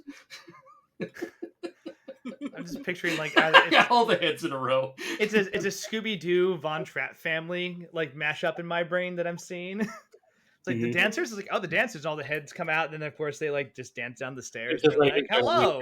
Really song about the lonely goat herd, also from Sound of Music. I don't know if yes. Yodelady, yodelady, yodelady. He. Yes, thank you. Who's all here? Well, Flynn, Daphne, Valerie. Those puppets were so disturbing to me as a child. Just gonna put that out there. Oh, I forgot about that. Like, I forgot about the puppets. like just regular, happy-looking children puppets. Not Did frightening I at try to all. attack anybody with a puppet in this I game? don't know. So The far? Nazis were pretty Not bad. in this one. But yeah, that was. Yes. So Forgot about. yeah. Sorry, my brains went two different ways. I did not use any puppets to murder anybody in this game, right? Not yet. Okay, cool. You're thinking of Ravenloft, probably. I forgot. Yes. Fucking Blink scene is weird ass shit. Anyway, cool. If it's not Blinksy, it's not good. It's no good. Also, the yes. sequel to Strahd, the one at the circus that I can't remember the name of that we just the played. Wild Witchlight or whatever. Yes, Wild Beyond the Witchlight. Yeah. There are definitely evil puppets in there. Hell yes. So I read the Goosebumps Night of the Living Dummy way back when, and like that was just like a core memory that just stuck there. Good old Slack. Yeah. In Murdering people. second ed Ravenloft, in the Monstrous Manual 2, I want to say, for Ravenloft, there's something called carionettes. That's phenomenal. I'm uncomfortable with that name already. Yeah, great. They have like, obviously they're marionettes. They have long strings and they have needles attached to them, and they if they stick you with a needle, you're transferred into a body of a marionette, and they take over your body. So Yay! just Terrifying. regular. We get it, guys. You're creepy nerds. Can we move on? That's fair. Yeah, we can move on. But wait, there's more. The Billy Mays. Yeah. Yes. So, that said, yeah. So whatever dancers you want to show up, they'll show up. If you want Octavia and Calasandra both to show up, Octavian, excuse me, and Calasandra to show up. Yep, cool. I'm literally including everybody on this list unless you tell me somebody you specifically don't want. I think that's fair. That's kind of where I'm at right now. Because if you put out the message of like the Neverwinter Nights need help, like all of your friends will respond. Like, oh, this is it. You know? Gotcha. Where's Burble? Where did we leave him in the fountain? Here in a on my belt. in a cape on. No, Burble's been with Itzel the whole time. Yeah. Oh, And like, look at that. what's it called? He's been like I had let him out to play in the pond behind like Yusef's Manor before, so maybe that's what you're thinking. okay. Yeah, because Burble was hanging out in the fountain at one point, and then drowned one of the. He made the choice not demons to come. Yes. for funsies. Burble's got a pretty high kill streak, actually. Yeah. I'm so Good proud. for him. Bella, I'll ask you later. But okay, cool. So, Odette, you reach out to your family, but what else are you doing as like people start to filter in? Or are you doing anything else, I guess? I think she lets Yosef know, if we haven't already, that we're back, gives like a summary of what we've done, and basically says there's a war council kind of coming on. Okay. We Yeah. survived. And you know what? She does say, Yosef, it is coming to a time when we will have to face Zengi. He has taken the body of your beloved, and this is cannot be discounted. Um, we will do our best to save her. Let me pause you right there as you're kind of like getting prepped up. You find Yusuf, right? Mhm. He's out in the back area and is like very happy to see all of you. As he's kind of overseeing some like new constructions to make sure like everybody has like good solid living conditions. And he like turns and sees all of you return, and he runs over and gives you all just a big hug. And he's like, "Oh, my friends, I'm so happy you made it back in one piece." And you see out there with him is Cole as well, who is helping to actually do some of the construction work. And then trotting up behind Yusuf is Bonbon, who's just been kind of hanging out with him. And it's just like, "Oh, hey, is Bella back?" We. She like looks to a distant window to see if the curtain is open. She would love to see you. She would love to Okay. see her. It's good to see you all too, but I'm supposed to make sure that Bella's okay, and Bella told me to make sure that Yusuf was okay. So like Yusuf's okay now, so I gotta make sure that Bella's okay. Okay, bye. And Yusuf says, "Okay, you look like you have something on your mind." And then you start Oh. talking about Yeah. She greets Cole, of course. Chaste kiss. Yeah. Another big hug. They spin around as only dancers can Mm-hmm. while kissing. So, it is good to see you, fiance, future husband. I like that, fiance. You too. Do you want to go to war with me? With me, I thought join you me. never ask. Very good. And she says yes. Yosef, we want to save the body of your beloved. We know that she is in there. But things will come to blows, and we may have a strategy. And once other mindsets come in here and we are able to come up with a better plan and solutions, there is the.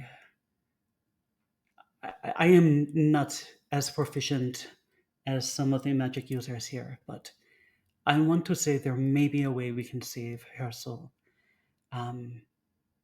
If not her body intact. But you are not. Yes, we want to include you in this. No, and I thank you for taking the time to take that into consideration. It's been weighing on my mind for days now. It's been days since we last saw each other, and mere days, about 5 actually, in game.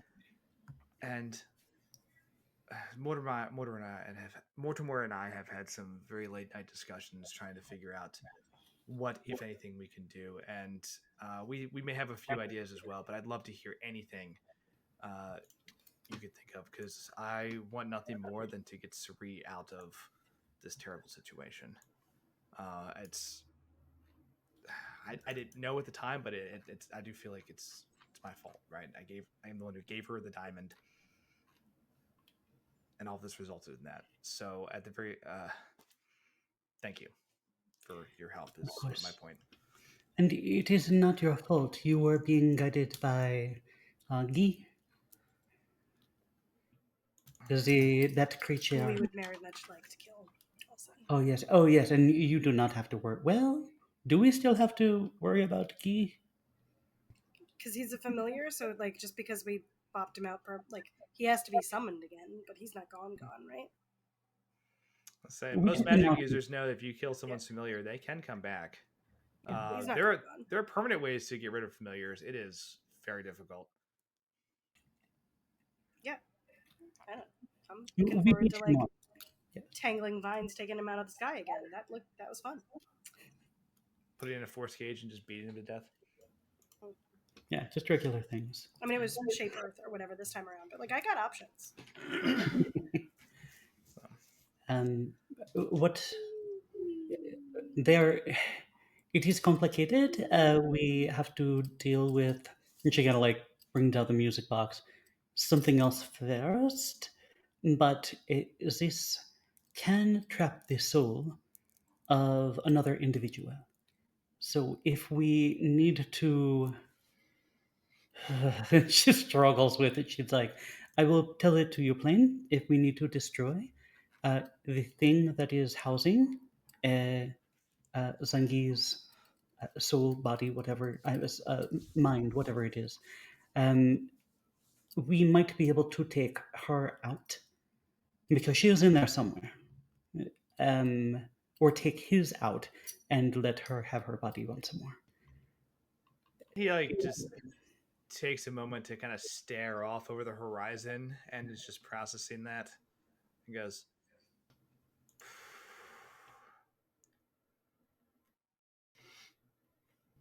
I understand. That is.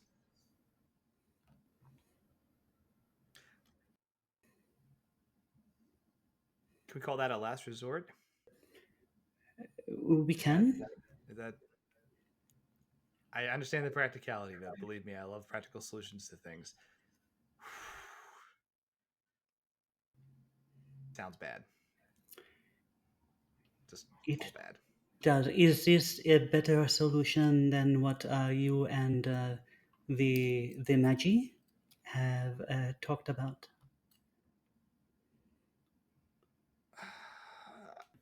Mortimer has a couple theories about potential calibration with Zangi's machine, but we don't know enough about how it works. But he is under the impression that since Zangi is able to possess Suri with like lingering incarnum, there's a way we can potentially turn the machine on him and pull his essence out of her, if you will. But we don't have enough knowledge about it to actually run the math. And there are two people here who do. I don't know if you've met Mr. Gray here. Gray, you can see, has like finished a conversation off to the side with Bella's parents, and there's like a flash of, for those of you who are arcane sensitive, like a flash of magic that occurs, and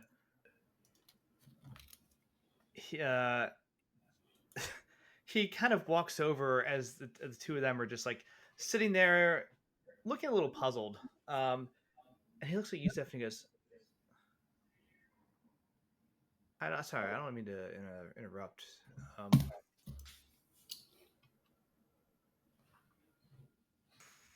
You're not like hiring for just staff for a little while, right? While people get some stuff sorted and figured out. And Yusuf just says, if they need a place to stay, they can stay as long as they like. Is this for Bella's parents? It's a long story. We'll get into that. Do you need something, Odette? Odette is just glaring at, like, not meaning to, but just narrowing her like violet, smoky eyes. We dissolved the contract. I'm sorry, I did not realize I was doing. And she goes. So, did my face say that out loud? I didn't mean to. Subtitles are on. I didn't mean to look so loudly. So, my bad. Yes, this is Yosef and his moms right here. This is Mr. Gray. They shake hands and they're like, this is weird because we've kind of been around each other, but we haven't actually met officially. And Yusuf just kind of looks over at the rest of you and goes, this is Bella's brother.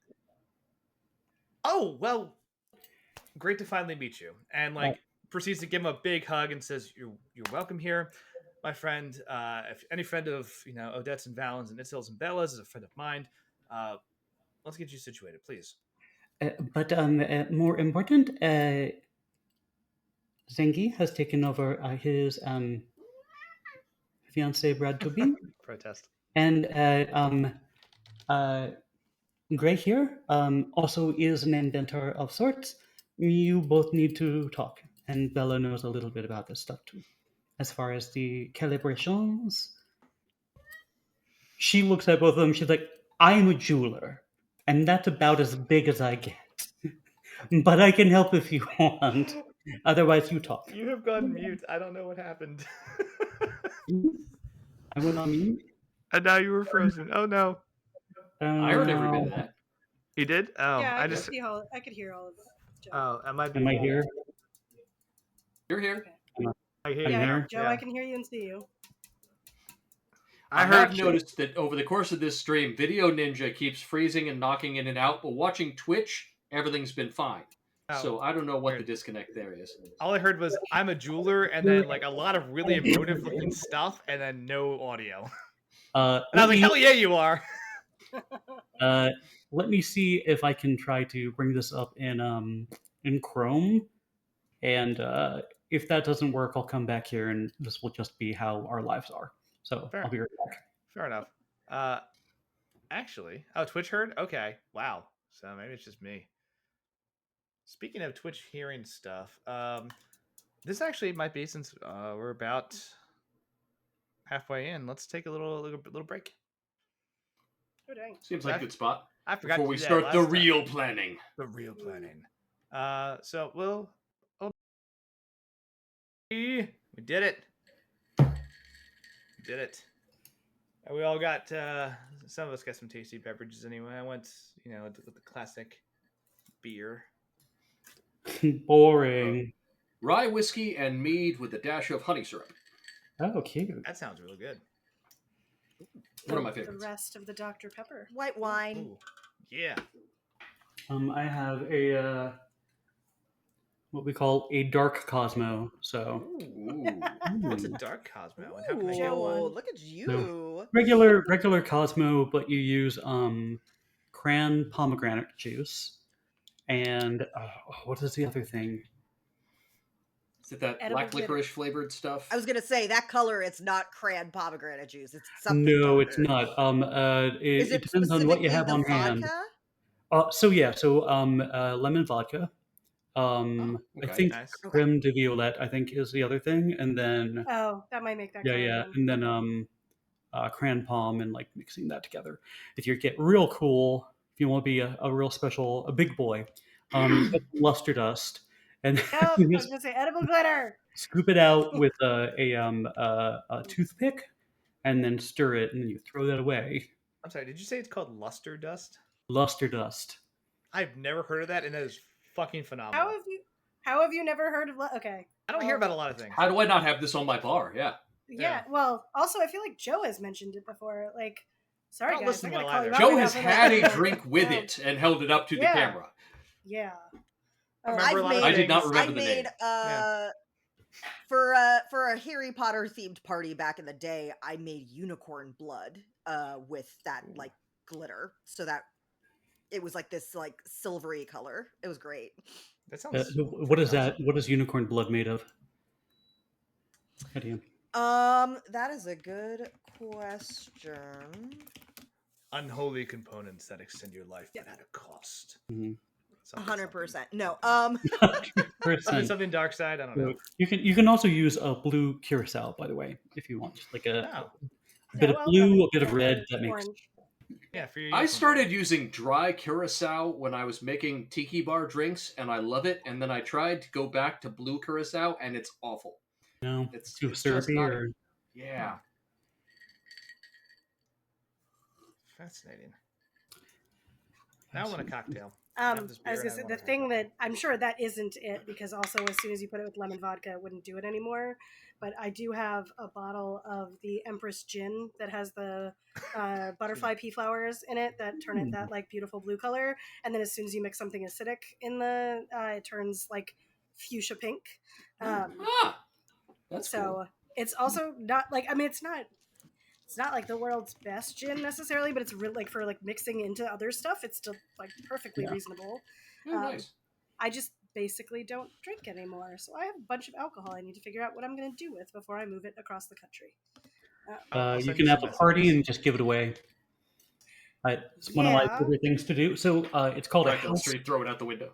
Yeah. Well, yeah, right. I have a I'm just party. gonna wait until I get to Texas, and I'll like put it on Ah. the borderline, and like, That's illegal. No, I don't know. probably I don't even know. So my favorite thing, moving as an adult. First off, not hiring my friends with beer and pizza anymore.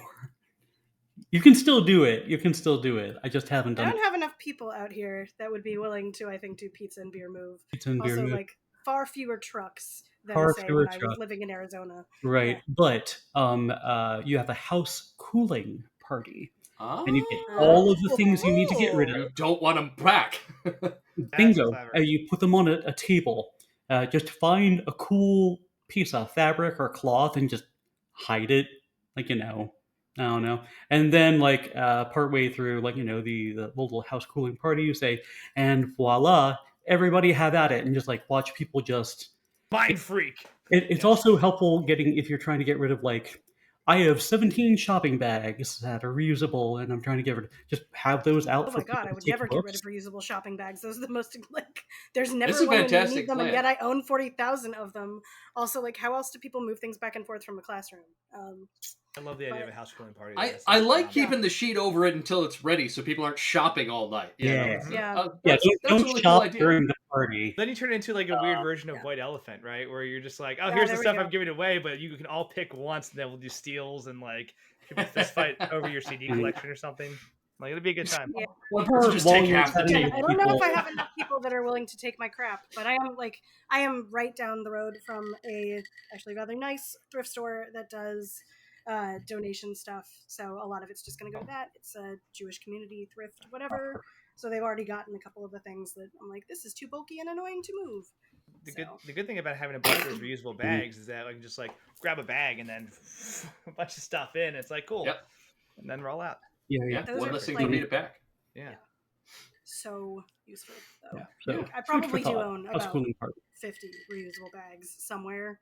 Oh yeah. Like just in different, like between like shoved in the back of the car versus like, maybe not 50. Bag. but Do you have a bag of King of Kings? I do have a bag of bags. I have a backpack of backpacks actually. Oh, it's like one of the Russian nesting dolls where you have like bags within bags within bags, and then there's like the center is like I the have core like, of the a backpack bags. that's black with silver unicorns on it, and it has like Perfect. my backpacks that I don't use for like every single day, but like it's the most convenient of bags.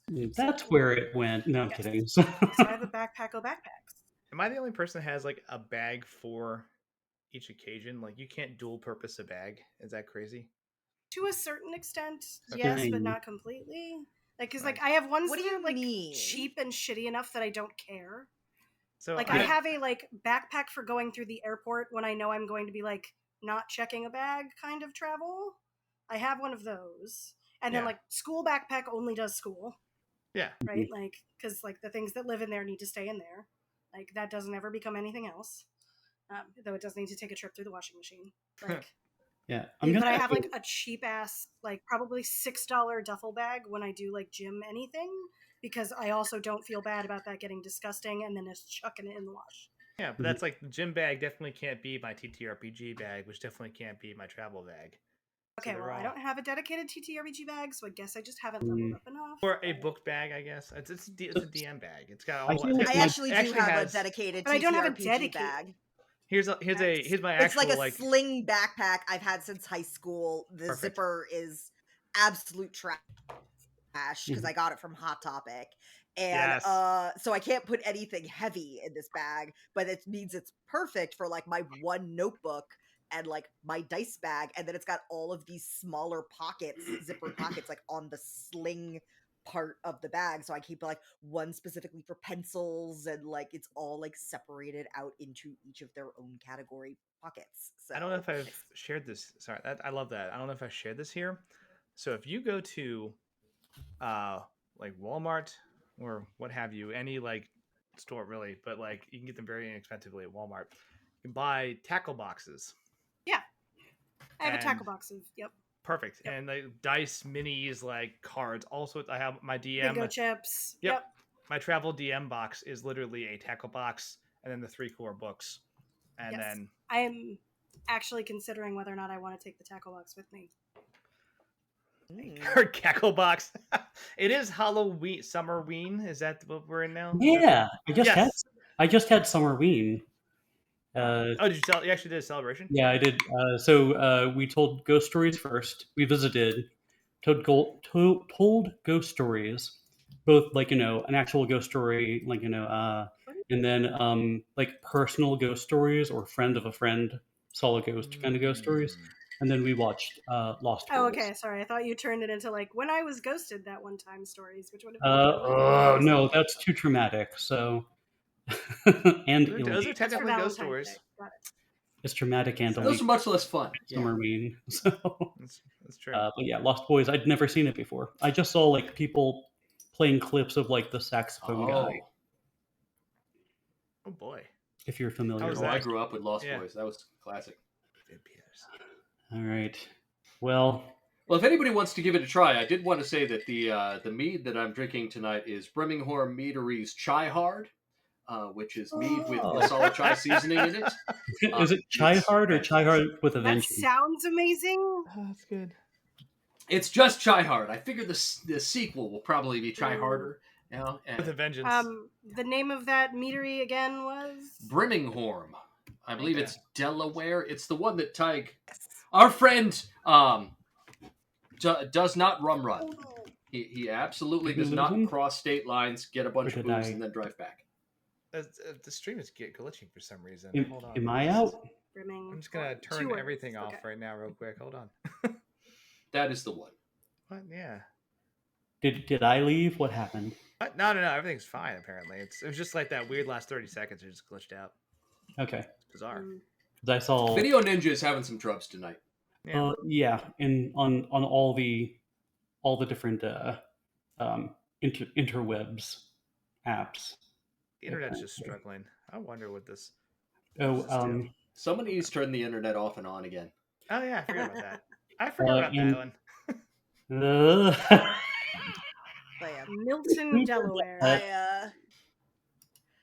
I have a bunch of empty growlers for brewing horn, so I'm gonna have to do a trip back at some point. So after you move closer, Victoria, we can Road trip. plan Promise. a road trip up to Birmingham.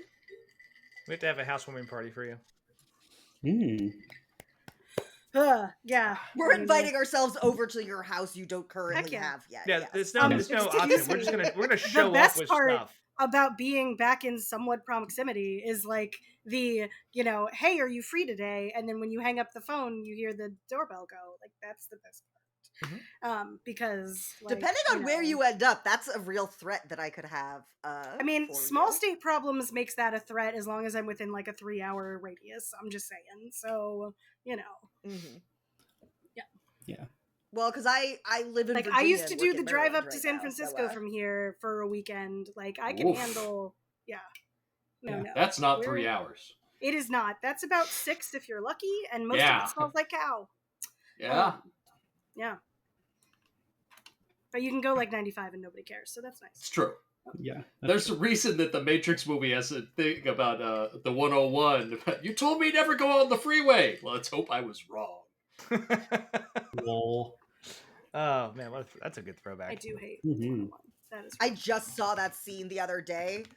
One That's of my back home. partners was like in the middle of watching the movie, and I like joined right about the time that scene was starting. And I was like, oh, I haven't watched this since it came out. Maybe now, if I rewatch it, it'll make more sense, because I remember being really confused when I tried to watch it the first time. It does not make more sense, friends. It's just a convoluted mess. Still a It's fun just- scene, though. it's Still a just- fun chase. Yeah. Matrix 2? No, all the action stuff is still awesome, but like it was the lead up to that when they're like explaining why they need the Frenchman and who the Frenchman is, and Yeah. then they go and talk to the Frenchman, and it's like I still don't understand writing why is we not care good. about the Frenchman. The writing is not great. The action sequences But, are yeah. fantastic. Yeah, that reminds me of God, I think it was like some kind of award ceremony, and Will Ferrell and Kristen Wiig were introducing it, and they just took 11 minutes. I'll send it to you guys later. They took 11 minutes to like explain everything, and they're like, "Hey, when you're presenting, you're asked to watch all the things in the category you're presenting," which we totally did. And like, obviously they didn't. And they're like, so I'm getting to the thing that reminded me of the thing here. So they're like, oh, the quartet, and they're like, the quartet. Oh, and then it's very confusing, and everybody thinks they know what the quartet is, and then they don't. And then there's one guy, and he's like, I think we know what the quartet is, and he doesn't. And then they go. So when you're talking about the Frenchman, I'm like, that's exactly the same Same You're like, vibe. why are we here? Oh man. Anyway, This is weird. Why are we here? Because the director said so. That's what we're doing anyway. Like, yeah. So we're having a banquet for a war council. Speaking Yes. of the director saying so, I guess. Yeah. Oh, I do send a message to Lady Alora, if I can do that through the book or. Yeah, you Oh absolutely. my god, can. is this right down the road from Dogfish Head? Like right down the road from Dogfish Head? Lady Alora, yeah. Yeah. Thank you. Wow. She's not that far now. You can all teleport. Yeah, it's right down the street. It's right down there, and then the Undying Lands. Yes. Pop The entrance to the Undying Lands has a dog, a fish, and a head. It's near Rehoboth. The truth. One of them, yeah. Near Rehoboth Beach. No, they're like 5 minutes away from each other. Yep. Yeah, right down 95. Okay. So. Here's what I'm going to ask. Right, I do want to. There's a lot of micro interactions that I want people to have, but I also know that we are going to be pressed a little bit for time. So what I'm going to say is I want to carry everyone together for the big stuff, right? And the big stuff being like, who do you want to send where to do what? Because there's a whole lot of shit that you have to accomplish, and like you can bring these people with you, like council members, dancers, like other friendly allies you picked up along the way. You can bring them with you to fight in the fights, or you can ask them to take actions on your behalf, which will help you narratively as you move through these different encounters, right? So an example would be like Ryan Nightshade. You could be like, hey, I want you to come fight. And she'll be like, okay, I'll stab some people.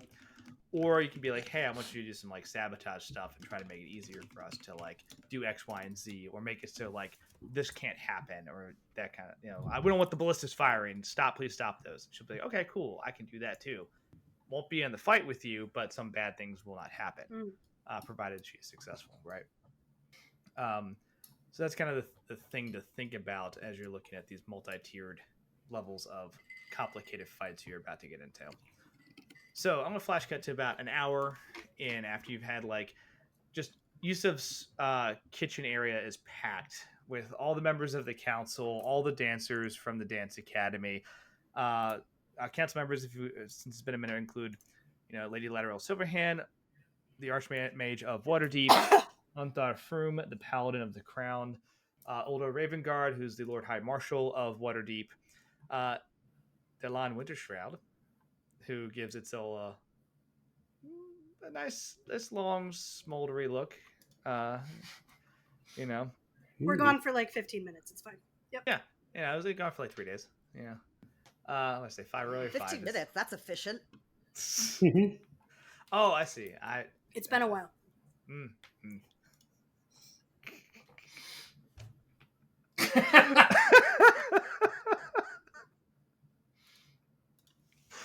Alrighty. So he shows up. I'm just sorry. I don't know if people are watching Bridgerton, but there's a scene where someone is talking about like sex, and they're like, "What do you think happens?" And it's like, "Well, we start to kiss, and then he makes a funny sound, and then he has to go to change his breeches." And they're like, "His pants stay on," and they're like, "Yeah." And that's just what I'm envisioning for the 15 minutes you're gone. Is we started to kiss, and then he made a funny sound, and he had to go change his is it breeches?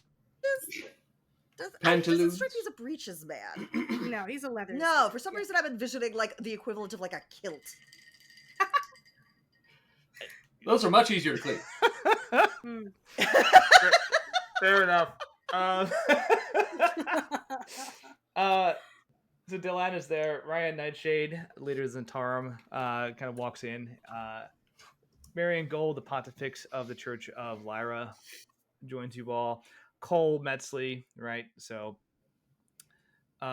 Yusef hosting. Father Stone is there. Terrence, the Tiger, Roxasha, is there. Lady Allura teleports in with the permission of the Arcane Tower because they're the ones that sent out that information. From the dancers, you have Flynn, the Air Genasi, Daphne, the Water Eladrin, Valerie, the Ghostwise Halfling, Becca, the Harrington, funny, right? Xandros, the Human, Aurora, the Hobgoblin, Rowan, the Leonin.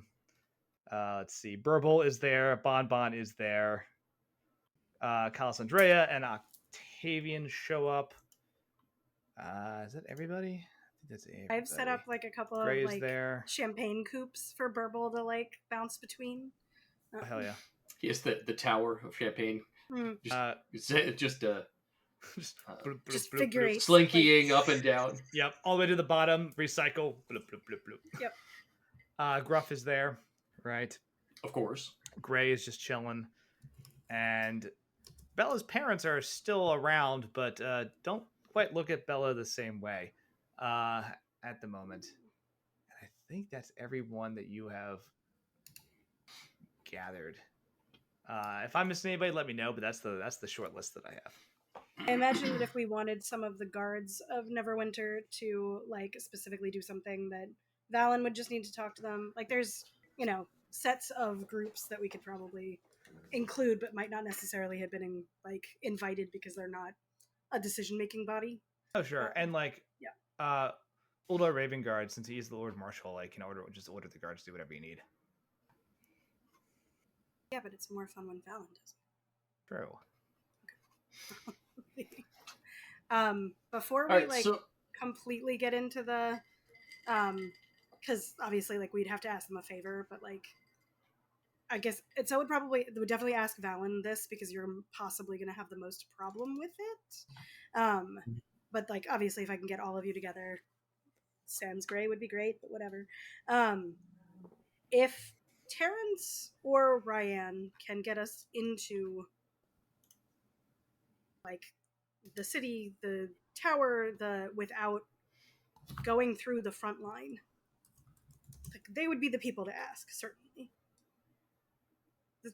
But then we're not in the thick of battle with everyone. I don't know if you want to lead the charge, ahead of our... I don't know if we're actually going to have a line of people but if we are trying to get to the infernal machine, the people that would be able to get us the closest, probably, they would be my thought to ask.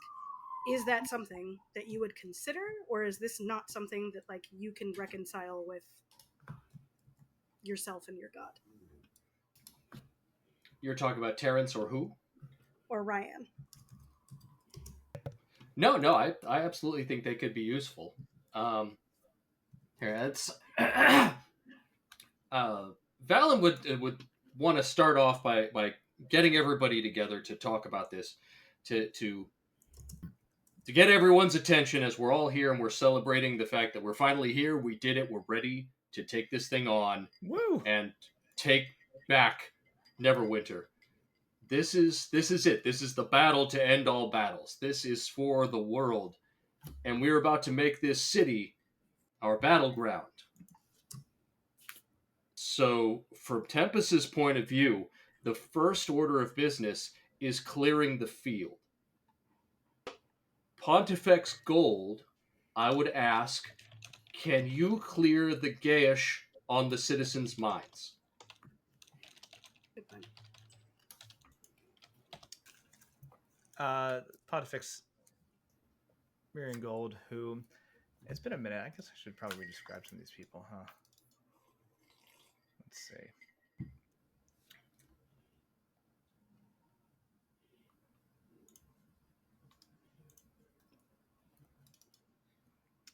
Just kidding. I don't have their images for some reason.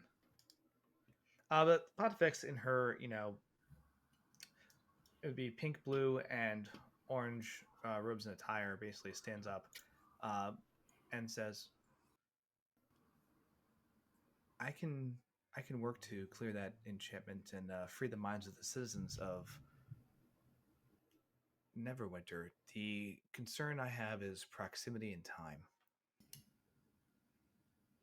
And The that's closer I can get, the more likely I'll be able to dismiss the enchantment over the entirety of the city. And for something as large as that enchantment, it's going to have something it's anchored to, more than likely. And I would need to either get close enough to disable it or have enough time to continue to suppress it while people fled the area. that would be fantastic. I think that if you could manage that to free the people's minds, the next thing that I would ask is Father Stone and Ondar. I want you to gather the paladins of Tempest and Tyr and every other paladin order that you can get to get these people out of the city and clear the field. Okay. I am going to be communing with Tempest later to talk about this battle, and I'm going to ask him to bless the paladins clearing the field. Father Stone and Unthar both look at each other and look at you and say, "We have paladins from every holy order in the city standing by and ready. We can make this happen." It's fantastic. After that, we need to get to our destination, which I believe is the tower, and do whatever it is we need to do there. So you were saying that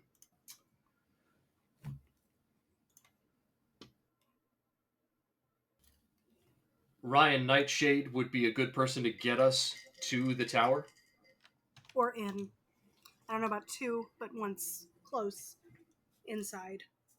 I was She also would be my going first. to I was also going to propose that either her people or the chief ranger would be good for find us the best route through the city to avoid any pitfalls or traps that might be there to get us as quickly as possible to the tower. Delon says, "I can get you close to Neverwinter. Unfortunately, my resources stop around the city gates, but I can get you very close to the city without being detected. If you're in a small group, I would not be able to hide an army, but a small team I could easily get you close." And Ryan says, "Oh, well, I can't do much outside, but getting to the city, I have plenty of safe houses and, shall we say, hidden access areas where we can hunker down if need be. It would be slow going, but we could move between guards. Be unlikely that we'd be discovered unless we do something to draw attention to ourselves." Now, that said, if the army does march on the city, they will be on a much higher level of alert, and that would be more difficult. So, things to consider. I know that many things would have to happen, but we would have to get into the city. But as far as safe houses go, I do not know if anybody is paying attention to the theater. And she looks at the dancers, her Royal Academy retinue or troupe, and she says, everybody or anybody who is anybody knows that there are rumors of underground caverns and passageways beneath the theater, haunting noises and ghosts. All of it is true. I know that moving underground perhaps while a bit trite and trope and tried and true, we might be able to move through the sewers. Would that make us less noticeable? Ryan looks over at maybe Aurora and kind of cocks her head, and Aurora says, "There's access doors under the theater. We could easily get through that. You have to forgive the mapping is just something I don't have, but the stores do connect throughout the whole city." And Ryan says, "That's certainly a method. It would be slow going in certain areas. It gets very congested, but again, it is doable. The biggest danger at that point is if you are discovered, you're in a very confined area. I love that the criminal mastermind and the stage manager are collaborating on this. That feels right. 100%. The odds of you being discovered are very low. The danger that would occur if you are discovered is very high. You'll be trapped in a very small, confined area with limited options. Well, but I would be very good. I would obviously. I know there are several of us stealthy types in this crew, but I know that I would be able to move with a small group, and at least with the powers of darkness, illusion, and stillness and quietus. I would be able to move a small group as well. I do not know if that is we four or more, but that is all I have to offer. That's doable. In fact, some of these sewer exits are on the far western coast of Neverwinter. Down, and you would remember this. It's been a minute, but the cliffs below Castle Never, that you had to, in clay person form, claw back to fight a bunch of consuming undead that were about to eat your bodies, so that you wouldn't be trapped eternally in some sort of weird spirit walk kind of thing. There were sewers down there that you actually identified. About 3 weeks ago. And we can also, based on Ryan's guidance, we can use the sewers, but also go above ground for any choke points, so that we can have any danger point in the open and then back down. Absolutely. You can go up, cross above some of the rooftops and buildings. It does lead to the possibility of anything flying might spot you, but it does give you options to move up and down. But we can get close. I wonder if we can charter a ship and get you close to that the bottom of those cliffs. Maybe we put. We did kind of scare the living daylights out of a boatman the first time around. I was a fisherman. Fisherman. If he has remained there, which what better way to be sneaky about it? No one's going to assume that he's ferrying people. That's true. The only person that he would remember would be Bella, as she was the only one to be able to change her shape while in clay person form. So Bella.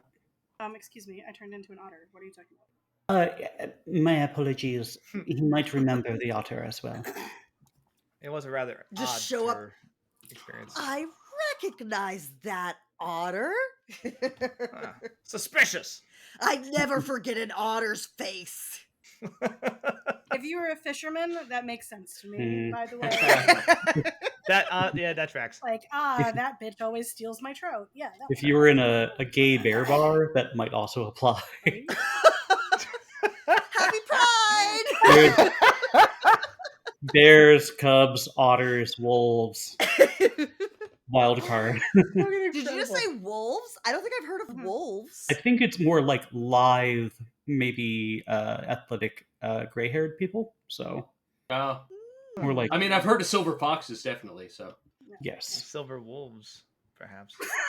I don't know. I'm just throwing together words now.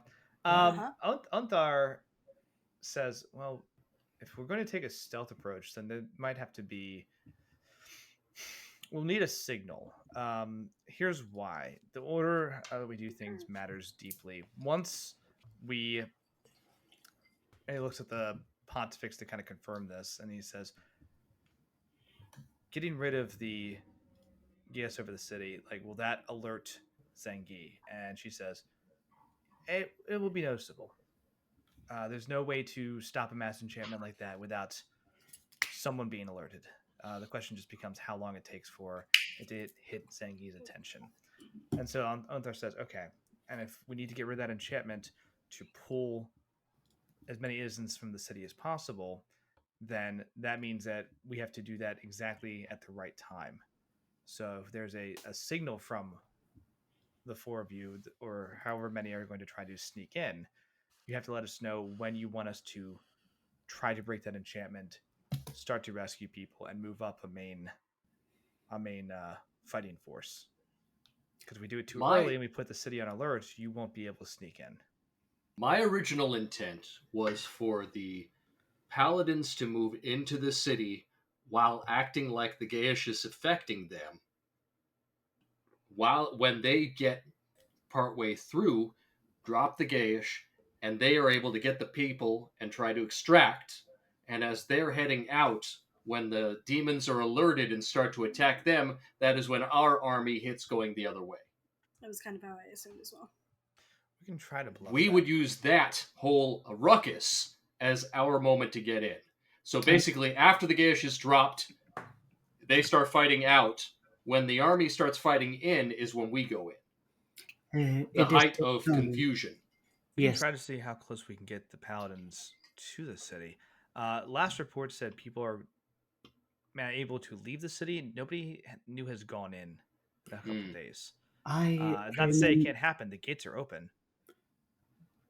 I do remember when we had recovered our bodies. We were along the cliffs. We had hunkered down, and morning had come.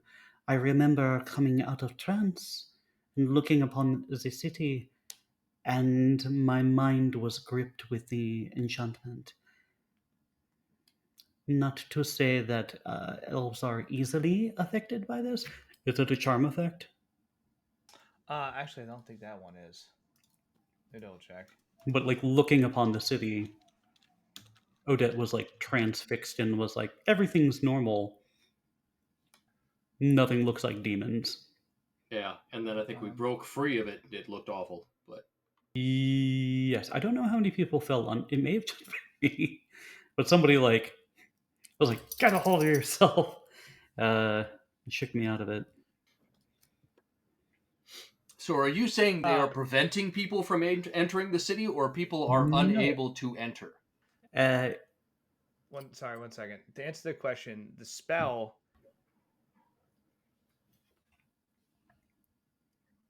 as modified is not a charm because it is more of it is an illusion. So, but it traditionally you cast it would be a charm. Okay, but it had some kind of effect on me where I was just like, everything's fine. There are no demons. The other question was, so the gates are still open because right now it looks like business as usual within Neverwinter. The reports of people coming back and saying like these bad things have occurred are what stirred everybody up. But even scouts coming back have said like they can't, from a distance, they can't see anything wrong with the city. Okay. But they did notice that like not too many people go in. Have they tried to send any scouts into the city? They've not. Unthar says it just seemed like too much of a risk. Now, we may be able to sneak some paladins in. My other concern would be that much divination or that much divine in one place may be detectable. Well, how many ways can Zangief split his mind or his resources? If he is summoning powerful demon and undead to aid his cause, they may be able to do those things. How about this? And 50 paladins will draw someone's attention. I'm asking Tempest to give his blessing to this ordeal and to his paladins for this venture. I can ask him to give them the protection to get in and not be affected. Okay. What if we had the Raven Queen to hide their presence? Great Oh, buddy. Great minds think alike. I was just about to mention her. Everyone goes quiet. And there's they all just kind of look at each other. What? Lady Laura kind of just chuckles a bit, and everyone else is like, I'm sorry, you're just gonna name drop somebody like that? And then Lady Silverhand goes, Are you in a position to ask favors from the Raven Queen? She's a fan. And everyone's mind blown by this. I'm sorry, you're just gonna casually just ask a favor of a deity to help you out. The Raven Queen has already agreed to help us out with this venture once. I also got her to agree to help us with the actual fight with Zengi at the end, but she has given us one favor for this fight. Well, then yes, let's ask her for that. What do we owe her if we accept that favor? We've taken care of that already. It is. And again, Lady Silverhand is just fucking wild. Okay, yeah, let's do it. We got a call card. I would use it. Yeah. Raven So, Queen is my do sugar you think, mama. would she be able to, again, as this is a goddess, would she be able to hide our entire numbers? That's what I was thinking. If she could shroud our entire force from Zengi's radar until we pull the trigger. Both the paladins going in, the army we're gathering, Lady Gold and her getting ready to drop the Gaish, us coming in on the water. It is one favor. Not if it's pushing her, and we can invite her to the meeting if that feels like a great idea. Not to make them actually invisible, but just not to ping his radar. Do you want to try to invite the Raven Queen to this meeting? Will anyone here be pissed off at that? The cleric. There's some murmuring, but Mary, even the Podovix, she's not mad about it. Everyone's just shocked. Okay. Because you have to remember, again, these are a lot of very powerful people, but that's a goddess. You're talking about you just casually saying some crazy shit. I'm gonna call my friend who's I don't know. Yeah. Let's get. Do you mind if Taylor Swift just comes? Taylor Swift. We need to get tickets to this club. I'm going to call my boy Kim Jong Un because I think he's got an in. I'm gonna text first so they know we're FaceTiming. do you care if I have Taylor Swift and Barack Obama just swing by? Yeah. It's what? You have them speed dial? Yeah, they owe me one. It's fine. Mm-hmm.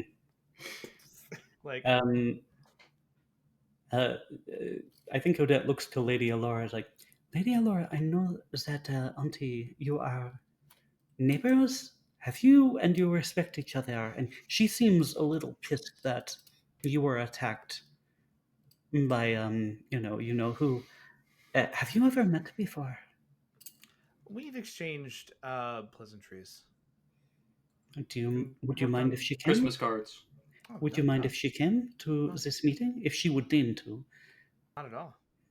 I'm assuming an avatar of some sort, but deep respect for. I'm gonna lean over to Alora and be like, also, I have some fruit that you need to bring back with you. Just put it on the edge of your realm. Oh, okay. Just grab a bunch of fruit from my Nerith. Okay, yeah. If you, I'm just curious narratively. What is it you do to try and hey, Ribbon Queen, ping. Let me send you a text. We look at Bella. Yeah, we all look at Bella. There we go. question is how extra do we want to be about it? Is really the like. Well, Call 1-900 raves So a lot. before in our discussion about boons before the session started tonight, before you reminded me that you had in fact limited which boons we were allowed to take, there was what I was thinking of taking that was like a plane or shift one, where you can designate one plane of existence and you just can automatically go there whenever you want now as just like an action. Yeah, there's a lot of shit I took that and I was was for a gonna reason. basically be I was basically gonna take that was like a narrative one that was really tempting to me. I didn't think that I'd be able to use it as like mechanically very cool, but it would be like, yeah, Bella can just like go pop in on the Raven Queen whenever she What up, wants girl? now and holler Castle at of her girl. Memories, So I like so that. I just Not my want you to Papa understand what you Seiko. took from me, Andy. I regret nothing. Some of those boons were dumb. But anyway. Dumb awesome, you mean? Dumb Okay. Also, yes. We need you to call your girl. So yeah, I mean, considering she is my patron, do I have a way to just sort of like be like, "Hey girl, what's up?" like telepathically or something? Like I feel like warlocks should have a channel to their patrons, right? I mean, Like it doesn't necessarily mean she'll answer. extra but It's not it always feels two like that way. should be a Yeah, thing. the patron has Yeah. you on speed dial. You have a pager number, Yes. and they may You or can may not send a return your text. call. Yeah. Like that's kind of how I view that. Of like they'll look and be like, I'll get to that later. Yeah. Yeah, but I yeah, just sort of tell me do how it, you, like like- a finger and just sort of like boop, and like this tiny little shadow ball just sort of like poofs out and like it's like literally like a homing missile going to find the Raven Queen. Sure, we'll say that that's how she can get in contact. Just a little shadow ball that's gonna like start. I was all darting ready to be around like, her, excuse me, we Navi need to arrange like from Zelda, just like Hey, listen. hey, listen. You get smited by your patron.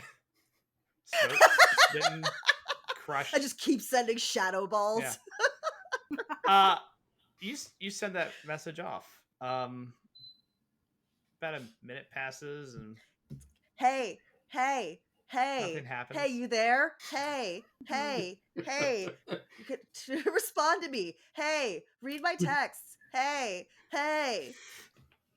I do not do that. I do not try to piss off my patron, the Raven. The number you're Queen. trying to reach is no longer in service. Neither are your powers. Like what? Oh no, I lost all my powers. But Yes, now it's you send off this the spirit orb, it flies away, and after about a minute, people kind of like wait anxiously to see what happens, and nothing happens immediately. And I'm like arranging the finger food to spell Raven Queen on the table. Odette is like, I was while we're waiting, I was going to ask Lady Silverhand, for her part in this, if she could take care of the defenses on the tower. I don't know what they are. I'm pretty sure they're there. there is also the trouble of finding the Castle Perilous, as it seems to be something that can phase in and out of reality. That's right. It was under Lady- the same rules as Gray's spell book. yeah, Lady Silverhand says I can work to minimize whatever defenses are on the tower or around the castle walls for sure. Just lock it down. I can make the walls disappear if we need to. Hmm. And Gray kind of looks up when you say Castle Perilous and says, that one's going to be difficult because it's not locked to a place. It's a summon thing in the same way where if anybody's fooled around with the transdimensional like transmutative properties of a wooden cadence mansion house, right? He has a hut Extra dimensional mansion. spaces. But much larger than standard. So it takes him a little more time to will them into existence, but they can be created anywhere. Is it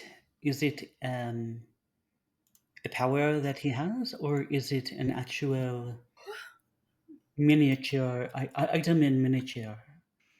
It's a spell. I spell. So he could call it anywhere at any time. It takes him time to cast it. It's not instantaneous. The What fastest kind I've of seen, time are we looking at? the fastest I've seen him do is about an hour, maybe less. That was quite some time ago, so he may have refined that since, but it's not instantaneous.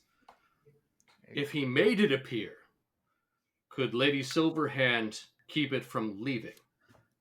Lady Silverhand says, if it does appear here, I can dimension lock it. That's something we can do. Okay. That doesn't do anything for whatever horrors he may have inside, but it will keep it from changing planes. Let's us enter and come back. The other problem, we are assuming that the diamond, that celestial diamond that Zengi has, houses his soul, as it did when it was put on Sari. Is that his? Yusuf nods and says, all the research that Mortimer and I have done says that that's where that came from. That's how that broke down. It's effectively a phylactery or other type of incarnum storage. And Gray, would he typically keep that on his person? Is he that arrogant? Or that paranoid. Or that in need of accessories. Yeah. Gray says, I actually don't know because I was not there when he created it. Now, But it tries to remember, like, when we were in the book, the memories that we saw of him. Was he wearing it then? So a lot of those memories, he did not have the diamond on him. Oh, he was alive at that point, or a lot of those he was still alive because he was still doing like when you saw that, especially that flash of memories of like his research into lichdom.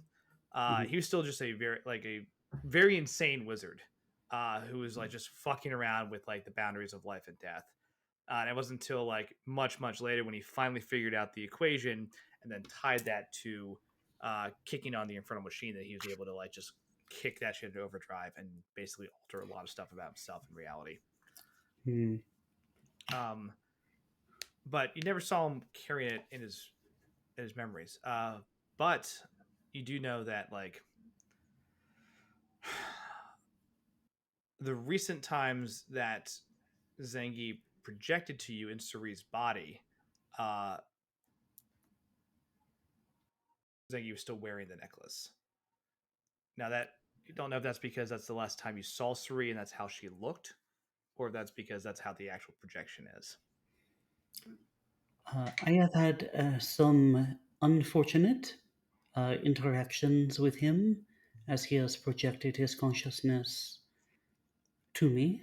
He seemed to be wearing the celestial diamond then. Is there a way that we could scry to gain more information? Perhaps Is it possible that he's wearing it as a like circa 2000s belly button ring? Well, there's one thing Have we ruled out that possibility? I was going to ask if you would let me have a little bit of a retcon. Yeah, just let me answer this scry question because it sure. might help. Lady Silverhand and Mortimer both speak up and say, you could very much scry on Zengi. The concern is that he can detect and look back. There's no guarantee he will, but he is proficient in that type of divination. So it is a concern for sure. Can he do it if many people are scrying upon him? They'll kind of tilt their head and go, like multiple sources at once. No, he actually may not be able to follow every single scrying site back. He may have to choose which one or which two he decides to prioritize. I would suggest, and this is simply for dramatics, find the most boring place that you can scry from. If you can recruit any number of wizards within the tower who have access to this spell to scry all at the same time, he will have to pick and choose. I am not sure if he will be able to see names of people who are coming up, or if it will simply be an alert of something like, yeah, caller ID, caller ID. Yeah, like a little rectangle with your, Uh, Why are he you will scrying simply from a get, bathroom? Go on. he will simply get an alert of some sort. Um, So many alerts that he can't track them down. It's just white noise. Mm-hmm. That's a good idea. and I know Would this city Cozy is. and Blair. Hmm? Sorry. Bad nerd reference. Carry on. Uh, Would he would it make will. sense for me to join them in scrying? I am probably one of the few people here that not only has met Zangi but knew him. I know that would make it easier if you wouldn't mind letting me touch your book while I do it. That belonged to him. That would also strengthen the scry spell because it was a possession of his once upon a time. It makes sense. Yes. Greg kind of jumps in and says, "I'll help too, Bella. Like, I think both of us can make some significant progress on that." Hmm. Would he be notified if someone were to scry upon the city itself to confirm some of the? So Hell yeah, grip it and rip it. Yeah. so the scry Uh, spell, I have to pick a person. I can't pick a location, and then the scry would just follow that person around. So we don't have to target Zengi. We could target like Gi Or instead, or and just trust that he would be around. Um, if the person is able to see invisible objects, that's one of the most likely ways that they would be able to track that they were being scried on and that a thing was following them around. So, who do we think is more likely to see invisible objects, Zengi or Gi? Zangi. it has been a very long time, but I'm going to remind Odette that in that first combat, you indeed did go invisible, and Zangi went, "She right there," and the Death Knight stabbed you to death. uh, Odette just shivers. He can see the invisible. That is how he found me and killed me. All right. Technically speaking, even if we follow Gi, if he goes in Zangi's presence, Zangi still might be able to see the spell. Um, it's not just the person who's being scried on that would have the opportunity to see it. So we may actually want. Well, but I guess following the plan of a bunch of us all doing it, then that's the whole point. Is that even if they know, they don't know who or what we know. Yes, and some of it could be reconnaissance. So we could, some of the wizards could reconnoiter and report to. She like points at the war council. All of us to confirm some of the things that we know, but would like to confirm that are true about routes in the city, where Zenki is, and most importantly, where the celestial diamond is. As you kind of conclude that thought, everyone kind of nods along, like that's a yes, that's a very good idea, and we can put resources towards that. Mortimer says we have plenty of scholars at the Arcane Tower that I think we can put onto that as well. I have at least a dozen different people trying to scry. And of course, like I said, Gray volunteers and a couple other casters volunteer as well, including Lady Silverhand. And as everyone kind of like makes a note of that, Bella, you hear Corey like shudder on your shoulder. And he goes, "Oh no, Dad's home." That was weird. I'm sorry. And he like bird sneezes almost. It's like sorry, Bella. I don't mean to interrupt. I don't know what's wrong with me right now. I just and then it sneezes like a third time, and this bright light like a projector beams out of his eyes onto the wall, casting the silhouette of a raven shadow. And he's like, I don't like this at all. And like he's like just stuck there as like this silhouette of the Raven Queen kind of shows up and goes, are you here to request your favor, Bella? Or and looks around. Is there other business to be attended to? And everyone's just like, holy shit, and just kind of leans back in their seat and just sit there quietly. And yeah, the silhouette just kind of has these two like pinpoint purple eyes that like look at you off the wall.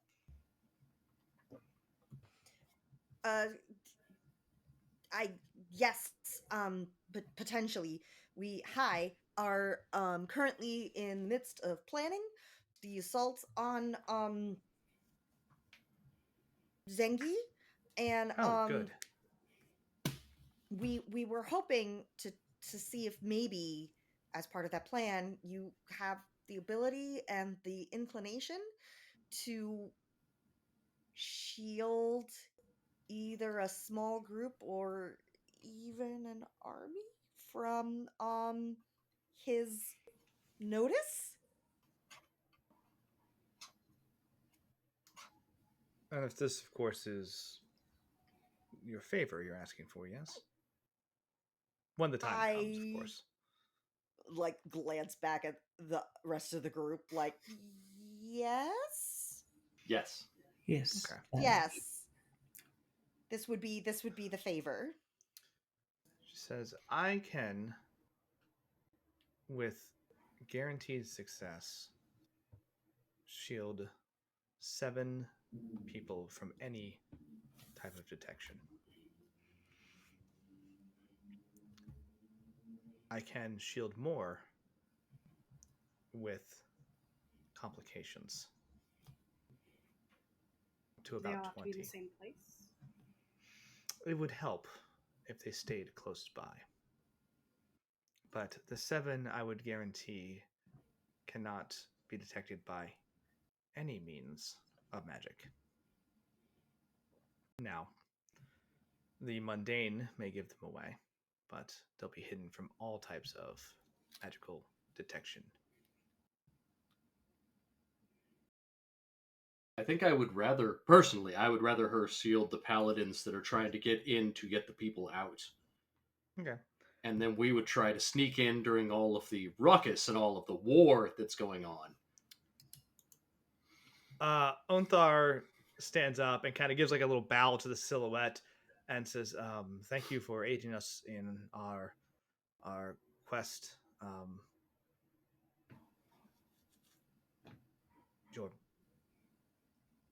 Your Majesty, your and she just the silhouette just kind of looks at him and goes, sure, whatever. And he says, we have 50 paladins at our call. And Raven Queen says, 50. I could shield half that number for a time. Not all of them. Odette thinks, and she just speaks aloud to everybody, but also like deeply regards the Raven Queen, and just kind of like gives the silhouette like a little bit of like a wink, a small smile of like a midnight lips, and she says, "One thing that we encountered while we were in the occupied city was that all of the people were not able to see the fiendish creatures that were they? I'm sorry, frog people? No. They were demons. Yeah, the Hezrus. Yeah. So she kind of describes them with a shiver. They were not able to see it. I do not think. I think that may have been because of the illusion, but it was citywide. Would it be able? Would any of you be able to perhaps Tap into that. switch it so it would cover us instead of the demons? Instead, like reflect it in such a way. Would that be an easier feat? Raven Queen ponders for a second and then says,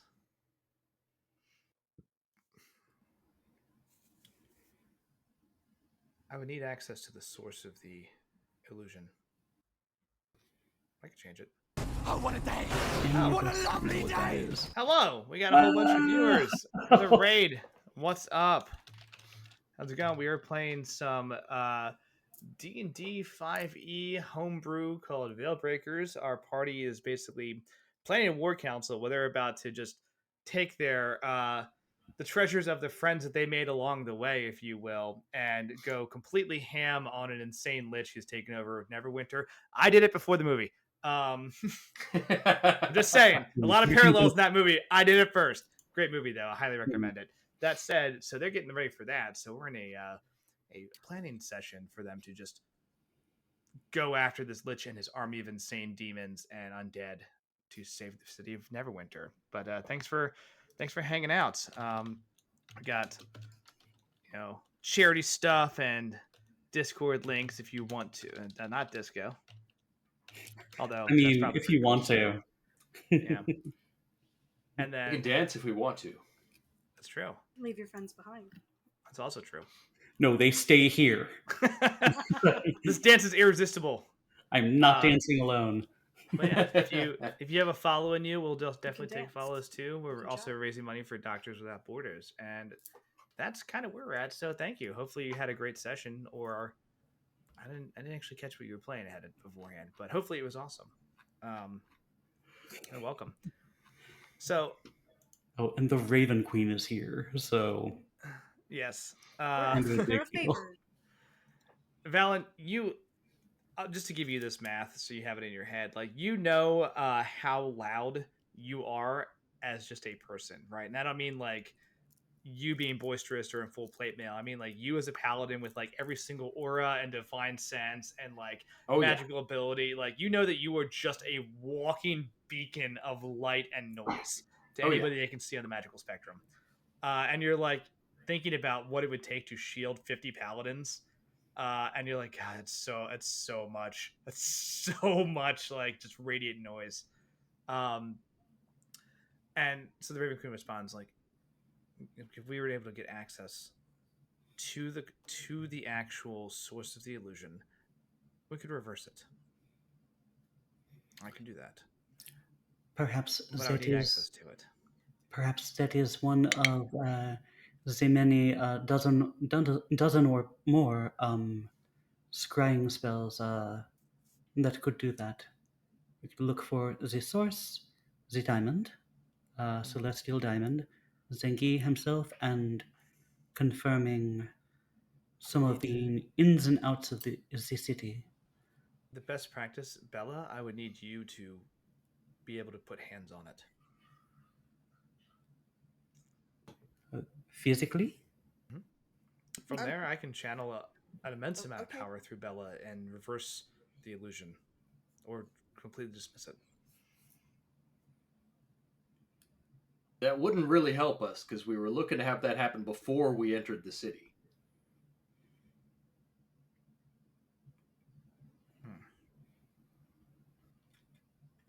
Well, I can shield a majority of your Paladin Vanguard. Keep that hidden from detection, at least until the fighting started. At that point, the amount of divine and radiant energy would be overwhelming. One does not That's fine. keep Tempest quiet. If we are using the paladins to get the people out of the city, if we used half of them to get farther in and the other half to hold the entrance, there you go. As they're getting the people out, they join up, and when the bells go off and the army fights back, that's when our army rolls in. Doable. Oui, that could work. And that I can do. Well, I would need Bella there for that. That I can take care of. Okay. But it also does seem like we need to find the source of this illusion regardless. Or the Well, if the people Pontifex was going to be able to break it, she had said that she thought she could. Yes. So it is an illusion or a gas? It is both. Yeah, Justin, had fucking fun. grip it and rip it, baby. Hell yeah. Slop that down, dude. Shit, yeah, dude. Crack one for the big boy. Thank you for the donation. So, no. So the way it works, same thing with the Pontifex. She can also help to reverse that, right? So there's basically goes like this. This is a high-level illusion / enchantment spell. It is anchored to a specific source. That source is basically powering the continued illusion and the basically calming of emotions that tells people everything is fine and the things you see are in fact safe and real. Just like most like dispel encounters, you'd have to get close to about 120 feet to make that thing break. In this case, like somebody can get close and they can like maybe suppress it, or they can do some stuff around the area to make sure people that are in the AoE have a chance to flee. But if someone wanted to like truly turn it off, break it, or reverse it, they'd have to get to the source at hand to do whatever. I mean, then you'd have the ability to kind of do whatever you want with it. If that makes sense. So when the Pontifex says like, yeah, she can like help with that, two options are either if you're trying to just get people to flee, she can take as many like people in the city center areas as possible and give them a chance to temporarily be out of the illusion and run for it. Okay. Right. You may how many people you get just going to depend on like what's happening in the series of events, but like she can give people a fighting chance to run. If you get her to the source, she can turn that shit off entirely and like let the whole city just go. That makes sense. Got it. So it's a question of how many times is she going to cast detect to dispel magic on an AoE area to get as many citizens as possible out, versus can she get to the source and just turn the whole thing off? Well, we might know more once we have the scrying thing happen. But either way, you'll be able to get a lot of people out. Okay. I say all this also because I want to make it clear that like while things seem chill in the city, there are a fuckload of like Death Knights, high tier undead, high tier demons, right? Things that we haven't pulled out yet that are like CR 15 plus in the monster manual, right? But like for context, like demon generals, like sentient undead, things that are like going to aggressively take over counter responses when things occur. So it'll be like, hey, we can start getting people out, but like once that happens, like these things are going to start immediately coming down and being like, what's going on? I need to stop this. So like that's something I've factored into my thoughts as like the rest of the council is like, hey, yeah, when I get in there, I can take 50 paladins in and fight my way back out. But like if, 9 Gilbrazus show up, I'm going to have a bad day, Or like, I guess they'd be Baylors, right? If you want to go high-tiered demon of nonsense.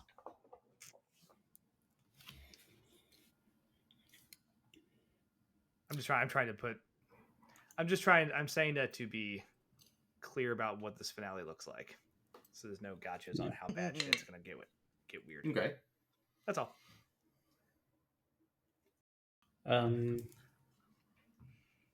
Odette looks at Terrence And she says, I know that you have business to conclude. I do have some business to conclude, Neverwinter, and I do want to thank you all for the opportunity to, well, one, meet all of you face to face, and of course, here's my card, here's my card, here's my card. But also just to remember me, right? I'm glad Bella and I, we have some history, and it's just nice to know that I'm a part of some greater endeavor to help both the city and its citizens, and of course, those up and down the Sword. And he talks about for about 5 minutes about his excitement to be part of this enterprising collaboration. You see, and it says, Uh, oh, "I'm sorry, well, you were saying, Odette." oh, of course. I didn't want to interrupt. It was enthralling. Um, uh, what would you to conclude the business between us? What would you bring to the table as far as information or infiltration? Well, I guess the question is, where do you need me? I'd be perfectly happy to ferry some people out of the city. I'd be perfectly happy to tear a few undead eyes out. I have a little bit of built up frustration since the attack on the council, after all. Well, they tried to kill me, and that doesn't sit well with me. Nor should it. So, Look at all the lost future business. of course, right? And I'd be happy to simply return the favor and even that scale out a bit. So, where do you. What endeavor do you need me to get my claws on? What are your capabilities and where is your enthusiasm? Oh, stealth speed. Masking Aggression. 25 paladins from detection? Oh. I can Getting perform. us an appropriate boat and an entrance into the sewers. I can perform some magic, but most of it's defensive for me. I don't think it would be good for helping a larger group. However, well, as you probably saw, magic doesn't really slow me down as much. I'll be perfectly happy to help somebody else who may be hindered by it. And again, it's been a minute. If you recall in the council fight, there were a few times like he got just like hit by spells and said nah, and like just didn't take damage from him. There's a ability for that, but basically he's got some magical resistance. Odette. You want him to help us get into the like boat and get into the sewers entrance so we can get into Castle Never. Ooh, like front row with the spotlight team. I think that would be a fantastic endeavor. If I were casting you, Terrence, she looks at Itzel. She's like nods. She's like, I think that is exactly where I would put him. You have a very good instinct, as always. Itzel. As Terrence was giving his talk, Itzel was just like braiding Delon's hair. So like, I have definitely been listening this whole time. Did you want one of my cards? Yeah, you can take that for later. Don't have gum, but I imagine like the spitting out the gum in the card like moment. I wouldn't do that to him, but yeah. But excellent. We go down in history as the liberators of Neverwinter. Excuse me. I almost said Neverdeep, and that was not right. It's okay. Everybody gets one. So of course. I think that gives us a strong starting point. We've got an idea for the timing of trying to get the people out and getting the army in. We've got the defenses for the tower and what to do when the castle shows up. I think that might be as much as we can do until the scrying happens and we know more about the location of Zengi, the diamond, and the source of the Gish. Okay. What I have the four of you with Gray and Terrence as the actual like infiltration team. You could take you can take more if you want. I think you can take up to, let's say 8 seems reasonable. I feel like Cole Cole would want to go, and I feel like this is like the third time we've been like, do Cole's you ready. go or do you stay? I feel like he would. I've used up all my like, no, you can't go. Cole is ready to go. So that makes 7. Sorry, that makes Mhm. 6. um, That makes 7. Yeah, math's Were right. we we bringing do need to figure out. Ryan? You can bring Ryan Nightshade. You can bring Yusef. Ryan, I thought, was guiding us through the sewers, so she would definitely have to be Yeah. there. Mhm. Onthar is leading the paladins with Father Stone. Ulder is leading the army. Delon was getting us into the city. Yeah, like from Lady Silverhand was taking care of magical defenses. I'm assuming she can do that from a distance. Yeah, how far? Let's see the effective range of these spells. She is, and I'm gonna remind you, she is a chosen of Mistra. Like even if we don't know it, Mm-hmm. so that comes. I know that comes with perks. I do not know what they do that. How they Archmage. how do you do that in 5th edition compared to like, God, anybody remember 3rd edition? Terrifying AoEs is the answer to that. Okay, she can do it from about a mile out. Okay, good. That's what you want out of your high level wizards, to be honest. Like, yeah, that range is fucking terrifying. Actually, just stand there like, what's that whistling sound? Hold on. She's like, do you want the walls not there? Because I can make them not there. Like, gosh, is it Silverfire or Spellfire, yes. or are those two different things? Silverfire. Good God. Yeah. I remember in this canon, we don't have her husband, because he could also do that as well. Oh, Kelvin? Yeah, Kelvin Arun's son. The Blacksmith? two of them together are horrifying. Hey, girl, where's your husband at? He's on vacation. Anyway, boys' trip to Fantasy Vegas. He'll be back for the finale. Thing we could do, or the epilogue. Because we wouldn't be bringing the Pontifex with us. Right? Is it the Pontifex that we're just talking about with the helping with getting people out? Just getting rid of the Geish. That was going to be my next thing I was going to say, is if we can find the source of the Geish with the scrying, do we want to do a detour to it before going into the castle and just smash? That is... Or do we need to bring the Pontifex to it? If you want, well, one other option we could do is I can leave my talisman with someone, and then they can teleport to me. One, I can communicate with them telepathically the whole time, and then 2, either I can teleport to them or they can teleport to me. Now that's interesting, because if we manage to get to the source, she uses the teleport to get to you, we leave Terrence to protect her, and we go on with the mission. Yeah. I like that. So that would be a side split the party strike team option. I would probably at that point take my talisman back off of her. So we would no longer be able to communicate or have her teleport to us again. But we have that as a way to sort of just have her join us only if the timing is right and we find it. And otherwise she can just be like, I would be able to communicate with her. She would stay outside of the city safe and like work things from afar. And that way we also can stay in touch with some of the other troops that are not with us while we're doing our strike team stuff.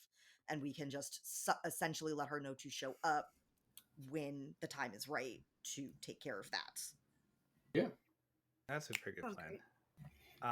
I think as people are planning, there's a moment where everyone kind of breaks, right? Because you need information. And Mortimer, Gray, Bella, if you'd like, Lady Silverhand, all go to the Arcane Tower to conduct some scrying. As everyone is trying to sort out some other stuff, the Raven Queen simply says, when you're ready for either favor you ask for can be done. When you are ready, let me know. In the same way. And poor go ahead. Odette was going to say, Grand Lady, I know that you had given a promise to Valen to join the fight. Is Of that course. that is separate from this favor, correct? I just want to know if there are two things, basically. yes. You did a Yes. favor, Mechanically, and there is. also call me when you're fighting, because I absolutely want to be there. No, there was basically, like, hey, what one thing do you need me to do pre-attack, pre-fight? And then when you throw down with Zengi, call me. Mhm. And that's on Valen. Yes, that one's on Valen. So the hey girl, what do you need is kind of on Bella right now. And that's just kind of from like the transactions of favors that you've all conducted. But Bella just happens to be the best person with 5G for the Raven Queen to call you. And speaking of, like, she kind of gives you all a nod, and then the light that was projecting that avian silhouette fucking just goes back into Corey's eyes, and Corey just proceeds to like kind of hop Bella like off your shoulder, flutter to the back of a couch, and just kind of like as a bird just lays sideways on the side of this couch and goes, not gonna lie, that wasn't great. Just a splitting headache right now. Get him some eye Neither are drops. you, Corey. Neither are you. Like, oh, thank Little you. bird eye drops. Ah, It's just prestidigitation, but you know what? It feels great. Please, thanks. Just anything. Mm. As you all go to You didn't see Spry. Bon can do anything to help him out. Aw. I can Unlikely animal friends. Bon just looks at Bella and goes, I am collecting You know- the worst menagerie if like possible. Well, at least Corey doesn't look like... Corey looks like you can bring him to a party at this point. So. at this point. Yeah. No, he's still a rotting crow. Oh, he's rotting? Yeah. Fucking metal. That's metal Yeah. as shit. Bon looks I'm at pretty sure I found a It's a photo picture somewhere I at have. some point. Ugh. Yeah, but Bon looks at Bella and just says, it's really interesting.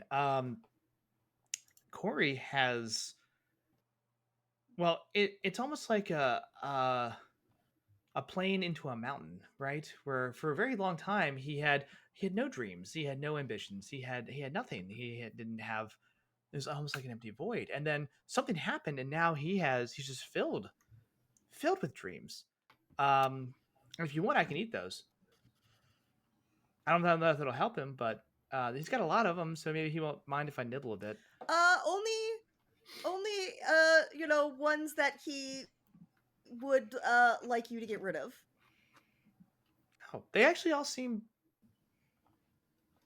Ooh, you know what? That one doesn't look too good. Yeah, okay. And he like kind of noms on like the outskirts of his dream bubble. Oh, I was gonna say, is he just gumming his head? Or... Yeah, right. No, it's actually very funny. As Corey's like having this Just moment, like sticks his tongue in his ear. Bon basically just sits there, and like if you weren't aware to be looking for something, you probably wouldn't notice it. But her eyes kind of like glaze over, and there's like an almost continuous suction inhale from her trunk. But it doesn't make a lot of noise. It's just like a very quiet, like almost like a humidifier, like which is. You see Corey like the feathers actually actively come down, and he starts to relax a bit. I can't decide if that's great or awful, or both. Yeah. We'll just stick with great for now. It's fine. Yeah. Maybe I won't think too hard about it. Yep. So some side. So Odette, I think, is just kind of gathering with Cole and Bella and Itzel and Valen, but she says, "So there are more players on the field that we have not yet cast. There are the dancers of the Academy Royale." I'd say this seems appropriate as you're having this conversation. Like Aurora and Daphne both like muscle up to the two of you and are like, "Where do you need us, boss?" Crunch, You know. crunch. She looks at Valen, co-director. This is another one that I think waiting for the scrying is important, but I don't know. I think maybe more bodyguards for the Pontifex when she's cleaning the gayish might be a good thing. Let me do this so you have some material to make decisions off of. I'll pause your scene real quick. Bella, you and a bunch of the other casters go over to the Arcane Tower. I need Bella from you a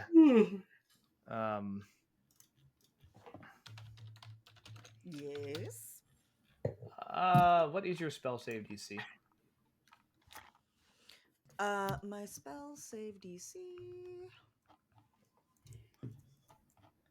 What's it?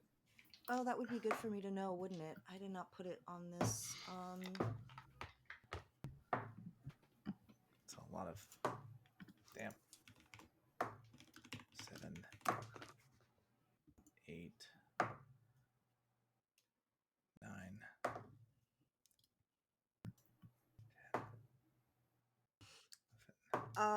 20. At 20. Okay. 20? Okay. Oof. Want to hear something fucking hilarious? All right. What do you scry? Scrying, I know if you're familiar, like there's modifiers. Mm-hmm. There are -5, +5, +10. Pictures, possessions, garments, body Okay, parts. so you're gonna take that into account for my. Okay, great. Oh yeah. Yeah. So tell me the funny thing. What are you scrying on? Or I guess who are you scrying on? Zengi, I guess. Neat. I think most people pick up the same target. Some people go after Gi, some people go after Zangi. There's a series of about 15 scrying spells casted in rapid succession, right? Mm-hmm. As I think people move around to different areas of the arcane tower to cast this. Some of them are successful, some of them are not. You can kind of see the residual magic.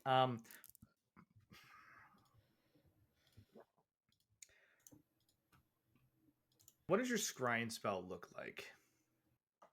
As you go to like actually spy on Zengi, this person who for real you actually have a good lens of who they are now. This very crafty mentor who just treated you like just the best, right? Treated you so well, and then eventually you realized it was all part of a greater scheme to, well, trick you into doing something more nefarious. Sacrifice you instead of normally scrying creates like a luminous orb. Mm-hmm. And I'd say that Bella's, though, almost the surface of it almost looks like an oil slick, where cool. It's darker and there's this like twisting sort of like rainbow almost sheen to it depending on how the light hits it. So if it's in the dark, it's almost not visible at all, but then when light hits it, that's when it's sort of like you get these hints of like this swirling almost rainbow sheen on the outside of it, with this like darker base color. Okay. What you see around is there's a couple other wizards nearby as you put your scry into effect, and they do it at the same time. And right before you focus in on Zengi, you see the two other wizards. They lock the spell into place, and then immediately, like, their orb of light shatters as they are trying to scry on him. And you then look through this orb, and you see deep inside, as you kind of like zoom in very quickly over the plains into Neverwinter proper, over the castles, just it's a blur as you go past into Castle Never, kind of through the top window and down into the actual core of this castle, which the rest of you all would know. The castle sits atop the cliffside, but is also built into it, because Yusuf said there's a large portion of that castle that's built into the cliff. And he's just down in the more dark and fortified areas of the castle, and you see actually another scrying eye pop up across to look at Zengi, and he proceeds to simply throw another bolt of dark energy at that arcane eye, and it shatters and disappears. And then he turns to look at you, and he stops. Right, still in Cerie's body, right? The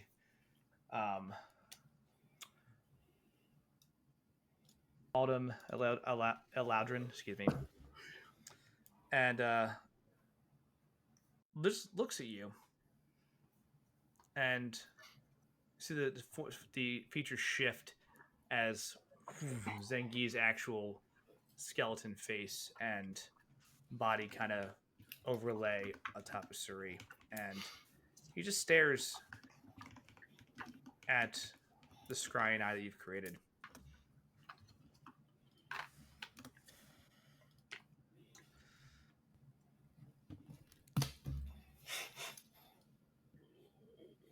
Well,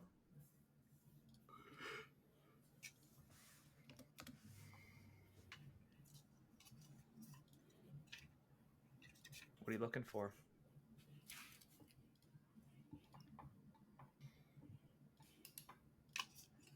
Are you that anxious to come back, Bella?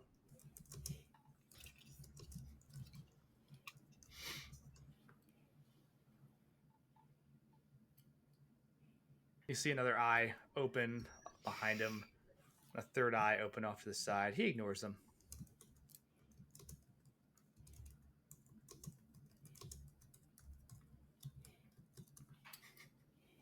Is he wearing the diamond? Bella, make a perception check. Can she get advantage from her familiar with help action? I would say no, because the familiar can't see into the scrying. We're saying they're shaking. Hey, is he wearing the diamond? Hey! Yeah. Corey's still I'm like on the just. phone. Corey opens his eyes again. Gah! Nope, I'm good. I'm just gonna take a break. I just don't want to open my eyes right now.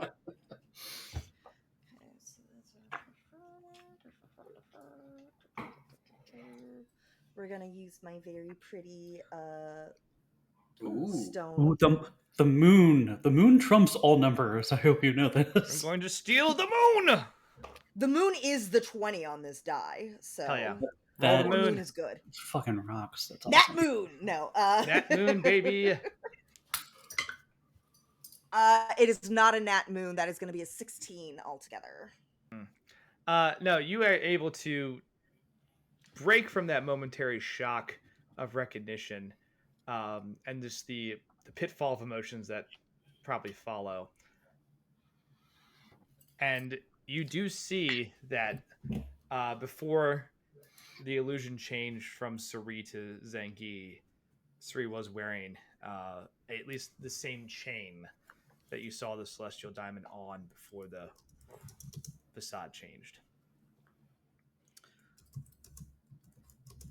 But the weird kind of hollowed skeleton that you're looking at now, with the same kind of movements and mannerisms as like a once valued mentor, right? Kind of looks at you and just says, "You know where to find me." In fact, Can you tell where he is? Door's open if you want to return. Ooh, that's creepy bird. This.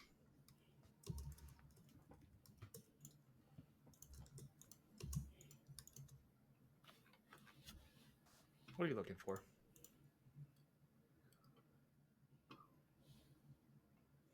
Pretty sure I can't communicate through the orb even if I wanted to. So, I mean, this is Zengi just talking to hear himself speak. Do you respond? No.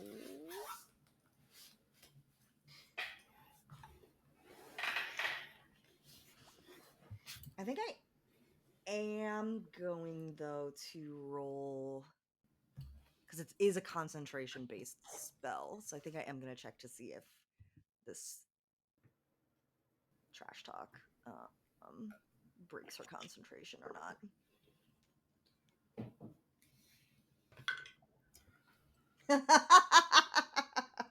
Nat I rolled Moon? Nat 1. That one. Oh. Okay. Nat 1. So I'm going to say that, successfully intimidated her, and she sort of like the orb starts to like sputter, and then just sort of like almost like a pop of like a bubble where it just sort of like goes into nothingness, and she loses her scrying spell. There's a moment of relief that comes from that. Do me a favor, make a wisdom saving throw, please. Star 69, please. This is minus Moon 16. Wait. minus 6, 7, minus 7. Shit. Okay. Yikes. It's gonna be a 12. Hold on, are we there for this? Yeah, Justin, fucking fun. grip it and rip it, baby. Slop that down, dude. Shit, yeah, dude. Crack one for the big boy. Yeah, are we? Ooh, boy. If you want to be. I would like to use my boon of fate and give her a bonus D10. Okay. Oh, yeah. I give her Bardic Inspiration. Oh, well, Bella, were you including my base plus 4 from just standing near you? No, that applies to wisdom saving throws? It applies to saves. All saves. Everything. Cool. Then no. So that would make it a 16 was my score before anybody else does anything. Okay. Okay. And the target number was 17? And if you want a D6... I'd say the target number. Oh, you didn't. Okay. Yeah. I'll tell you what it is since you're adding numbers to it. The target number is 23. All right. So you're at a 16 now. I'm going to... Two. If 22, you I'm give sorry. me the fate thing, then that would bump me high enough. I'm going to use Boon of Fate. Well, it's a D10. I didn't say 10. Gotcha. That would be great. Gotcha. Okay. Do Is you that want to per- roll it, or you want me to? Is that per short You should rest or roll long it. rest? Short rest. Nice. It's a 9. Oh. Is that So it's 25. Okay. I rolled a 6. Bella, Nice. you sever the connection. Or the connection's lost on that nat 1. And there's a brief moment. How do you feel when that happens? You said kind of you're a little shaken, right? Like what's going through Bella's head? I think the first thing is, yeah, she just feels shaken, and like there's almost like this instant sense of relief that she's not facing Zengi anymore, and then immediately just a wash with guilt of the fact that this was finally a chance for her to do something to help, to make up for the fact of like she found out that she had a large part in them being in this mess in the first place, and now she just feels even worse about herself, that she's like, man, I can't even do this right. Like, Okay. I don't believe any of you can. Nope, I don't think you can do that. So, you kind of just deepen your feels about this. When suddenly you feel trash! you feel like you are being watched. And it lingers for about a split second until Valen, you actually ping undead energy, like necrotic energy. And very almost reflexively, like extend your aura. And what does this other new ability look like? Boon of Fate. Yeah, like I'm picturing this as some like cool ass divine, like let me change the outcome of the world shit. It's I was like, he doesn't exactly have a halo as a paladin of Tempest, but there's definitely a bit of an aura, a bit of a golden glow kind of thing in the background. Okay. So yeah. Halo of swords. Oh. That would Just rock. the Iron Throne, but like radiant light behind you. Just daggers. I mean, that's very Warhammer 30k. Every Or time you Warhammer, every so. time someone falls in battle, you add their weapons to the throne. All right, that's kind of metal, actually. Yeah, I think Odette and Bella both see like Valen just doesn't do much, but like just starts to glow with like a soft radiant light for a couple seconds. And Valen, you feel like something shifted, and this necrotic energy is like dismissed out of the area. Bella, Valen, is everything okay? Is it diamond? I think he tried to trace it back. I don't know if he got us.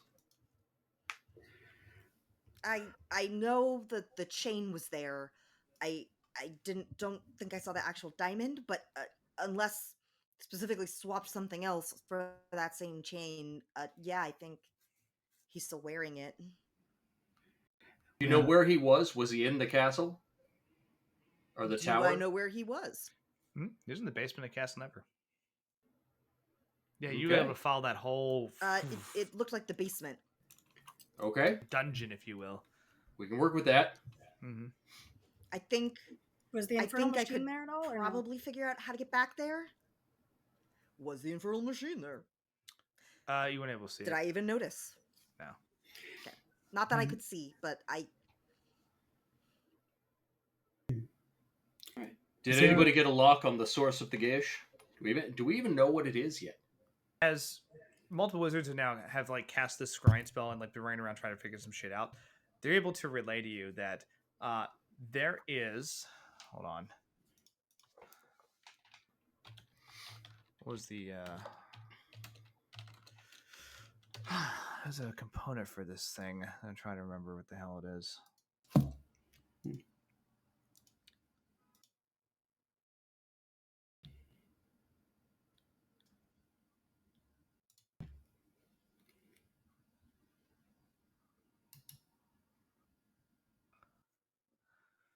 Yep, that's what it is. Something okay. Like wool, because you're pulling the wool over people's eyes or something.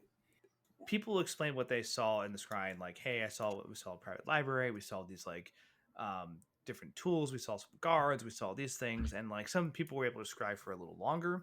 Some people still have a successful scrying link. Some people were immediately just shut down, failed, or counterspelled when it was noticed. One of them says,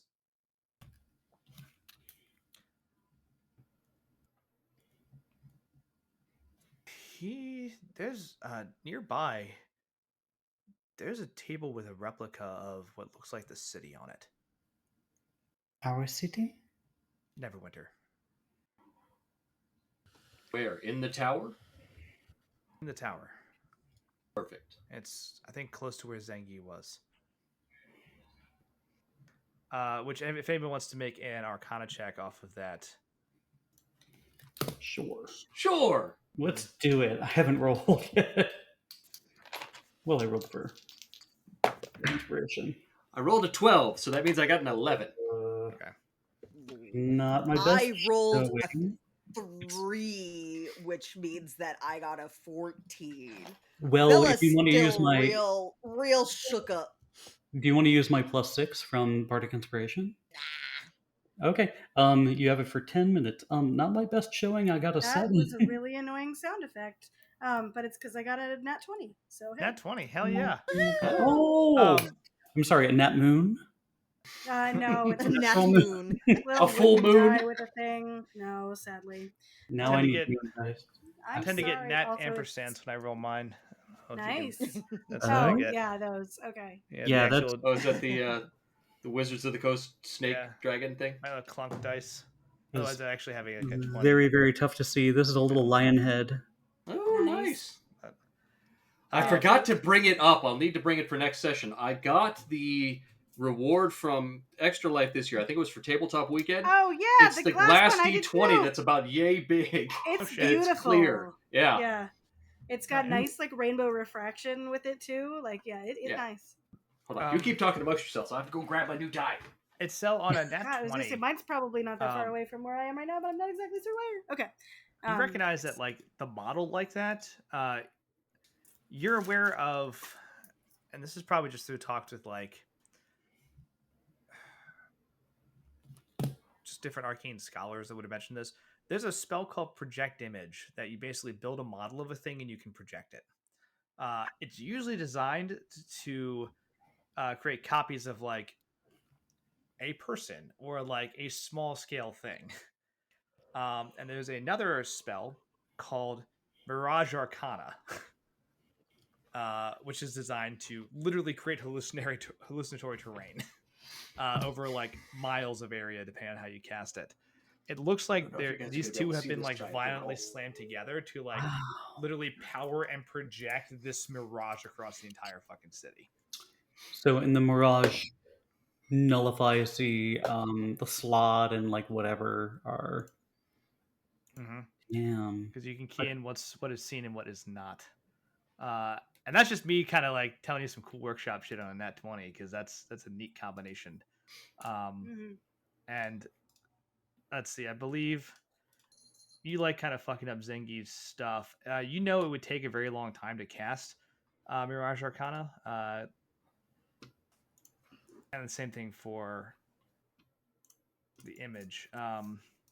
Materials are expensive, and it would probably take me about, if you had nothing prepared and had to make it all from scratch, 10 days. Well, yeah. Okay. So wait, but he had cast it basic. Well, how long were we dead for? To be very clear, if he had nothing prepared, right? If he had, so he already was did the groundwork before the wedding. Yeah, he was prepared to come back for a long time. So he had that like hidden away in Castle Never, and like Guy was also probably doing small preparations for him. Oh yeah, he's been plotting this for a couple hundred years. Like the same thing as like the undetectable poison that only activates at midnight. You can only make 3 ounces a day. 3 ounces. So he made a lot of ounces. He made a shitload of poison. It might even be less than that. It might be. How did he get it in there? He just had. The waiters were all assassins. Oh, that's right. Yeah, man. How could I forget? They stabbed you all a lot. Remember just crying and trying to save my family. And the peace cleric that wouldn't heal herself. Come on, Pontifex. She saved everybody else. She did, but she's like, you gotta. If you're a cleric of peace and you die saving anybody else, you win. You win the cleric game. Yeah. You're a saint. Cleric is different from improv, but one improv thing is like take care of yourself before you go on stage. If you're confident, other people will be confident. You always, just put the mask on. Well, don't put the mask on yourself. Yeah, put the mask on yourself first. She was confident that she was confident that if she died in that encounter, people were gonna just create a statue for her and like name a wing of a church after her. That's vanity, so she's fired. Oh, that's a sin. My bad. She's like, maybe in your church, but yeah, Lyra likes that shit. Well, that's true. She is very celebratory. So yeah. God damn it. So that's kind of something you're able to lock onto, which is like, okay, you know what is powering this projection over the city now. It's this kind of scaled model of Neverwinter, which when the scholars describing it, like, is actually pretty intricately created and detailed. And do they know where it is? It's in the dungeon of Castle Never. Of course. In the dungeon. Mm-hmm. Basement dungeon. To pinpoint the exact area based on Bella's scrying, it is literally in the heart of the cliff area of Castle Never. If you were to go like straight down from the balcony, it would be in that rock. So if somebody say spider climbed or flew, you could get to it. You'd have to find an entrance because it's basically we'd have to break through the cliff face. Yeah, it's built in. But we were talking about getting into the castle, into the tower, and then heading down. Mm-hmm.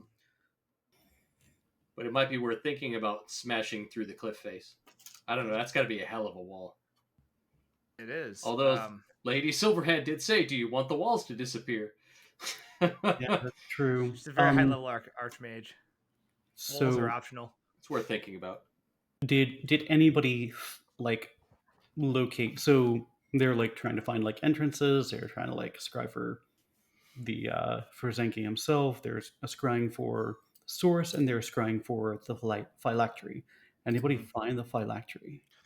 Bella got the best shot at it. So still around Zenki's neck. Got it. Okay. Bella, are you okay? Oh, Yeah, sorry I couldn't keep the connection longer. I'm sure I could have probably found better information, but I'll start working on trying to figure out what we can do when we get inside.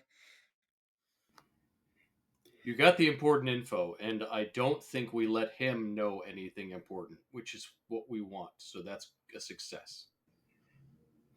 You were golden.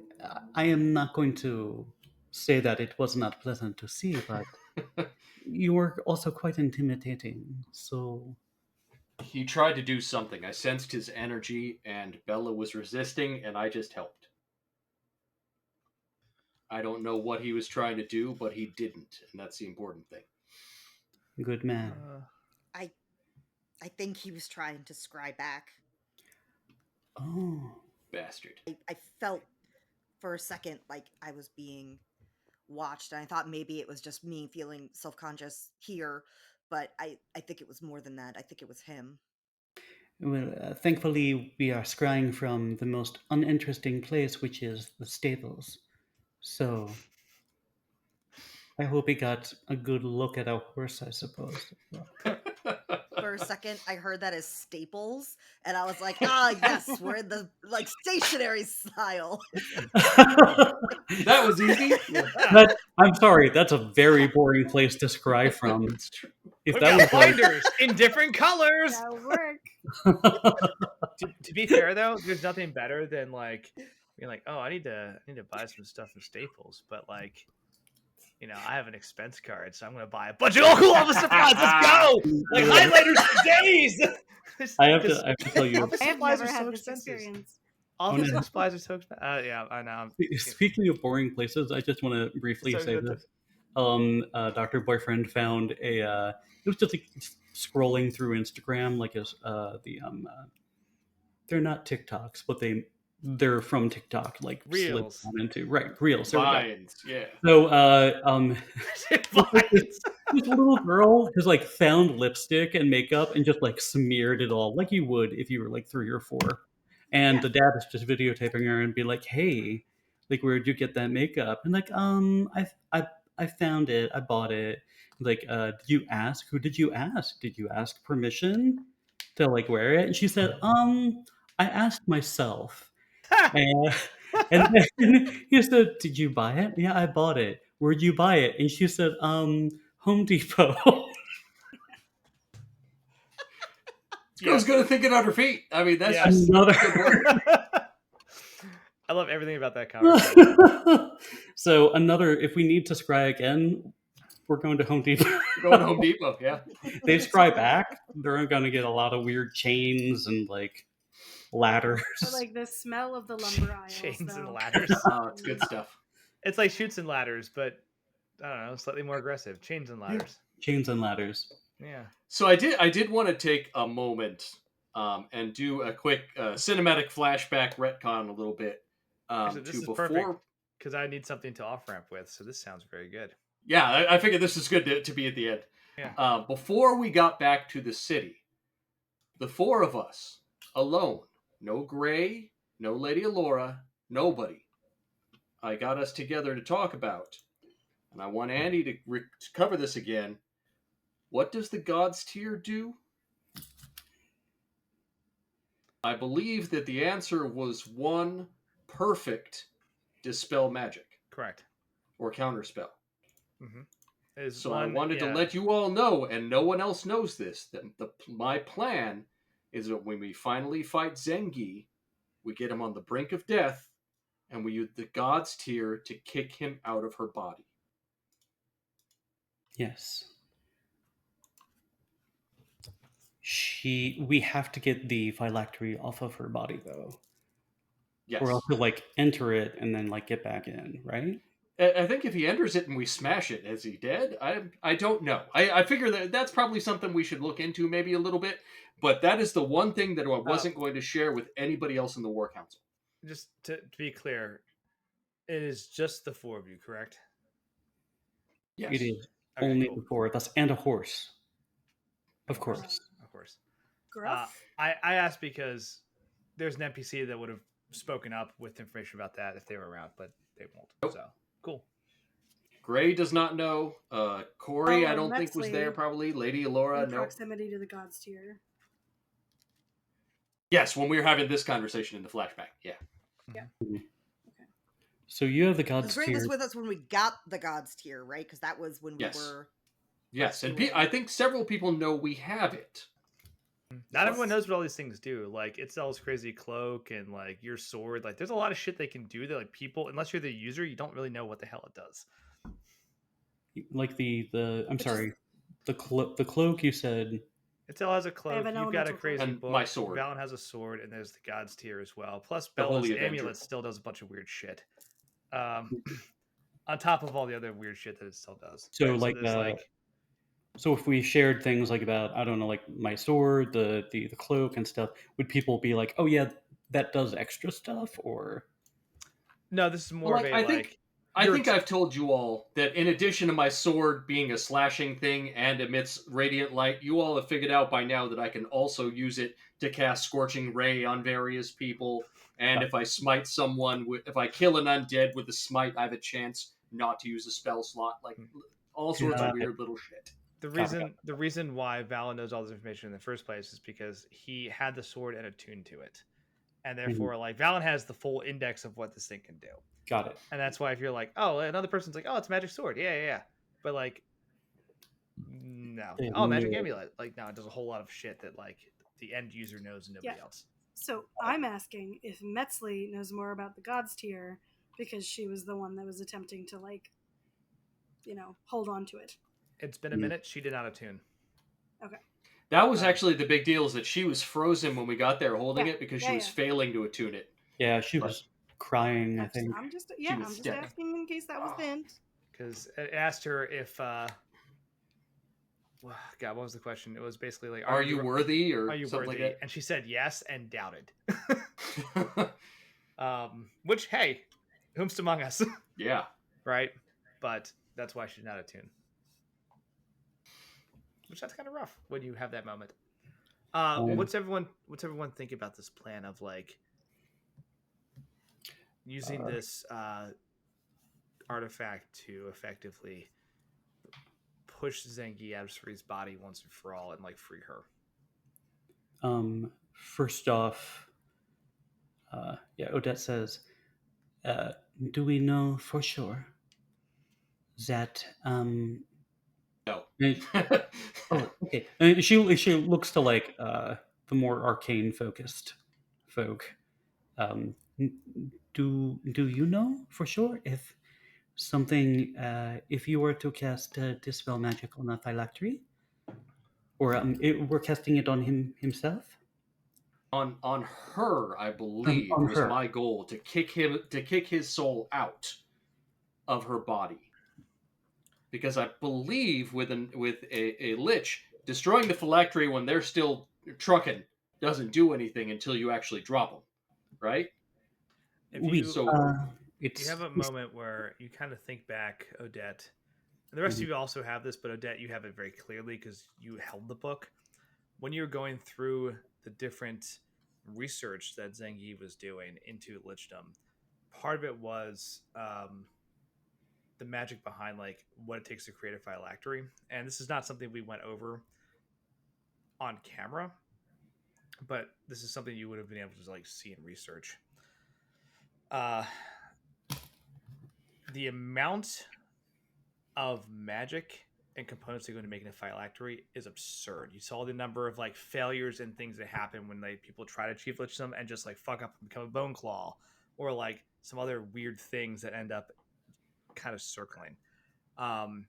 There's a lot of life force and a lot of incarnum that goes into the creation of a phylactery. Dispelling it doesn't traditionally work. Now, what I mean by that is a normal dispel magic will like temporarily turn it off.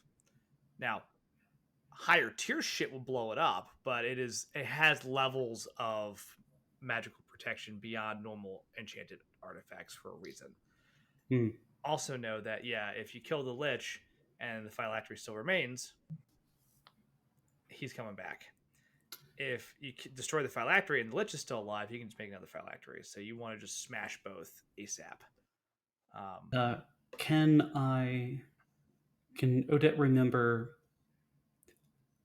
what is the best way to deal with a phylactery, especially one of like so this is true. Like diamonds are the hardest substance, and like they can cut other things. They don't have much resistance against a hammer. You can smash diamonds very easily. You can smash cutting them real tough. Yes. Sorry, you started that and my brain went, "Are a girl's best friend," and I don't know. First off, diamonds, I don't know if you, and this is true, diamonds are a girl's best friend. Diamonds are forever.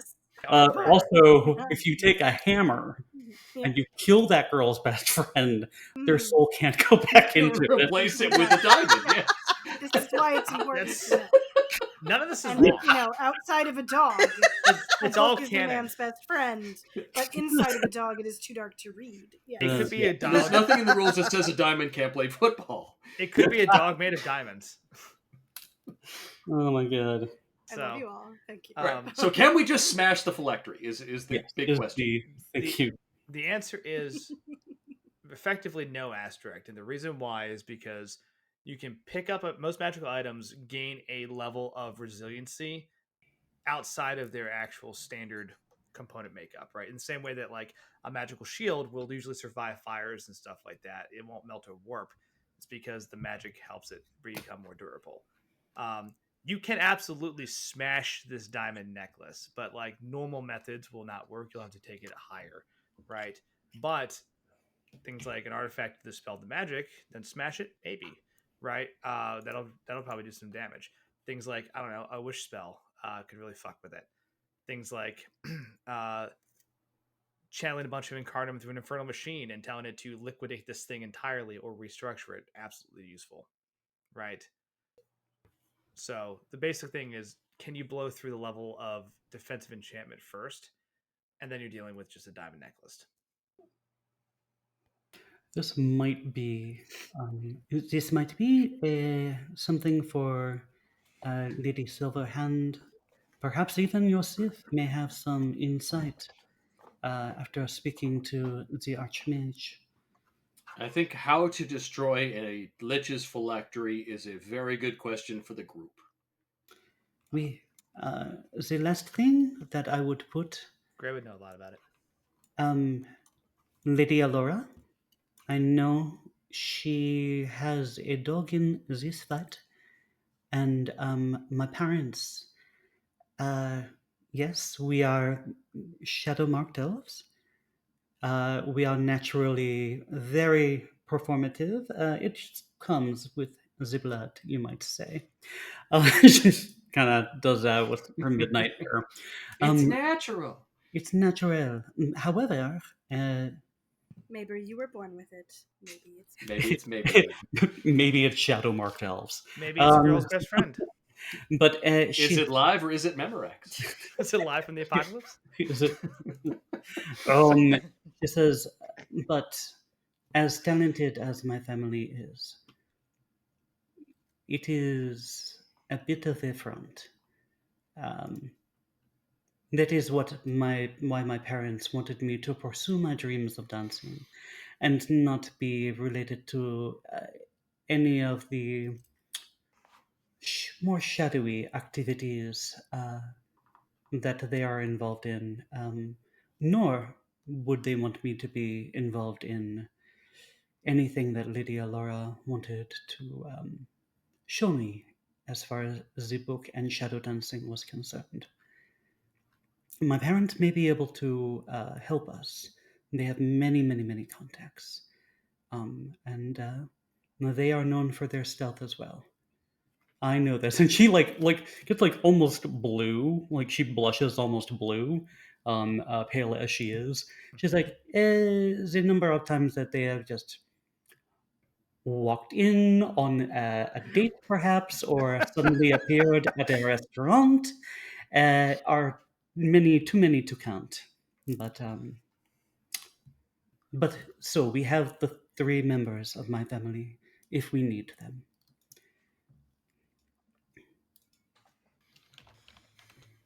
Okay. Are they willing, and are you willing to bring them into this battle? She thinks pretty hard about that. She says they're very talented. I think they are bards of lore and creation. Correct? Yes. Yes. Uh, is it my mother who's a lore bard, or is it my father, Octavian? Sorry, I have some Your sirens. mother's lore bard. Your father is a creation bard. So sorry, I have some sirens coming by. It's fine. Because you're on fire. It's all of the horrible burns that I've had throughout the. No, never mind. It's fine. Sick burn. So, what a sick burn. My father, he is from the College of Creation. My mother, she has extensive lore and has been strangely quiet throughout the proceedings, but I think she is letting that it's natural for her to collect and calculate. I would not want them to come along. They are overprotective, they are unassuming, but very sharp, and they often expect far too much of me.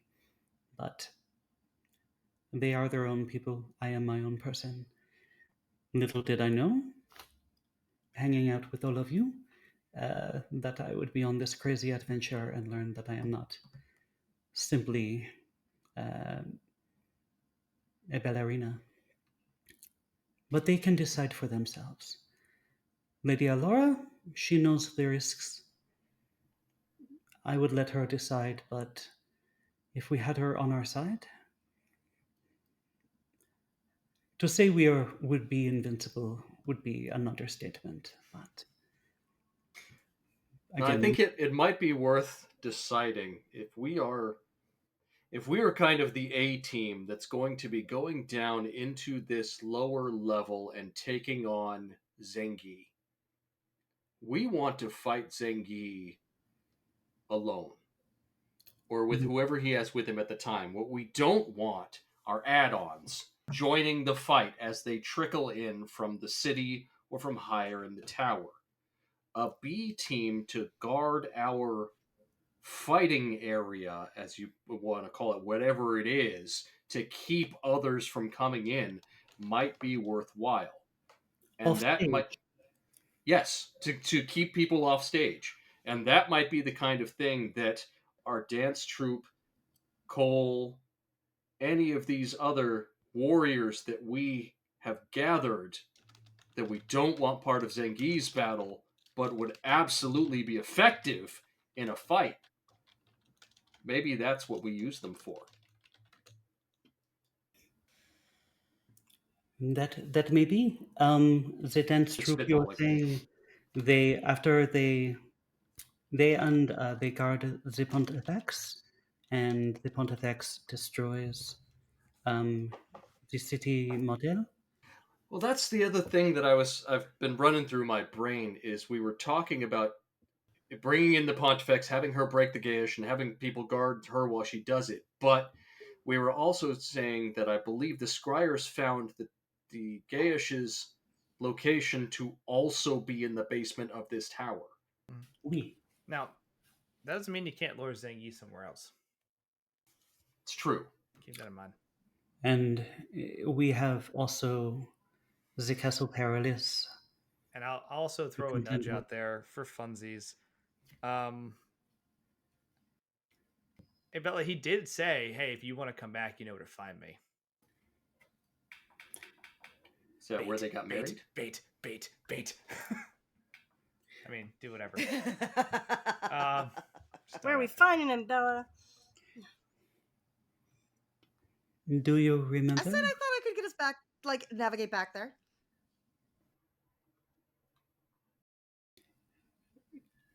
Would it be where the wedding happened? I don't think so. The wedding wasn't in the basement. No. It was. So do you know where he was? I'm sorry. Well, I we may have thrown, established saw him in Yeah, we I might may need have thrown some confusion here. I'm saying if Bella was like, "Hey, I'm coming back," you may be able to get Zangi to go somewhere. Yeah. Oh, Ooh. okay.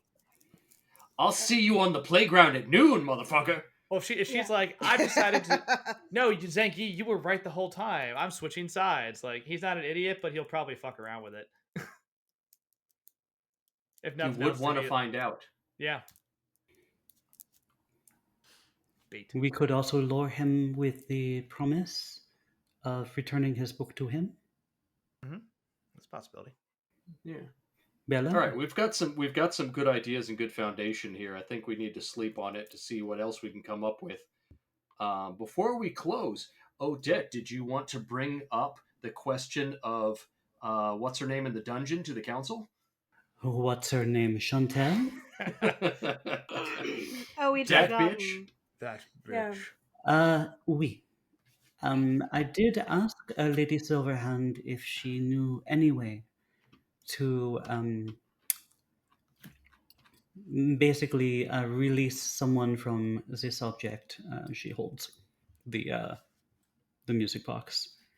I have also thought, I know that Itzel, Bella, you were gifted with a certain amount of incarnum from Lady Alora.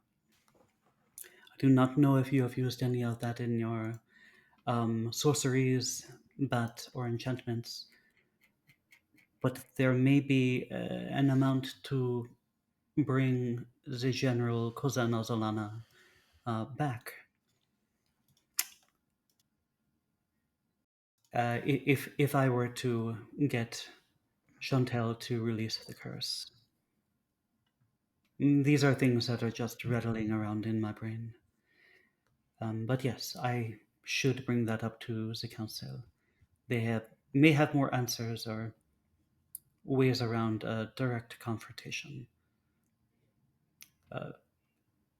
Odette looks nervous when she mentioned the confrontation between her and Chantel.